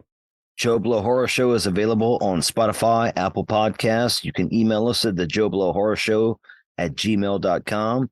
You can find us on Instagram at the Joe Blow Horror Show. We should be on Threads. I've never even heard of Threads, but I'll look All right. at it. Well, we're not on Threads. So are we on X, Twitter, whatever the fuck it's called Yes. now? Yep. All right. Joe Blow Horror Show on Threads. Thank you so much, Chuddle the Pod, for having us on. Love you guys. I'm a patron. Thanks for And I'm coming telling on. everyone out there, jump on that Chuddle the Patreon because they do some fun Ooh. episodes that you won't hear if you're listening to the direct feed, including their 2-year anniversary, True. which was a fun episode to listen to. Just saying. Oh, It's shit. goofy, Oh, but I shucks. liked it. Thank you guys for having myself, well, and Tibu too. But no, I really appreciate the invite. And Yeah, stay thanks for tuned, coming Chuddle on. It's fans, about because time we did we'll get this. these guys on. Mm-hmm. We'll give them yeah. we'll give them the Joe Blow yeah. blah, blah, blah, blah. The Joe Blow treatment, and we'll make them run the gauntlet. So Yes. Our Yeah. streams will continue to cross. Ooh, crossing streams. You know how crossing we do. streams. Yep. Don't forget to go ahead and follow Sam at Chuddle the Sam on Letterboxd. He's chilling over there, putting up his movies and whatnot. Do it. Do it. Yeah. Go over there and follow him. Do it. He's still waiting for that to happen. Somebody. Make it happen. And Ross as well at fucking Ross Purvis on Instagram. Ross Purvis. Yeah. Yeah, that's it. Purvis with That's a U because he's so handsome. Yeah, he You is. know it. Wow. All of us at Chuddle the Pod as well. Jump into the Discord, rate and review us, be a friend, tell a friend. That really helps to spread the word around. We love that so much. And until next time, avoid the time loop.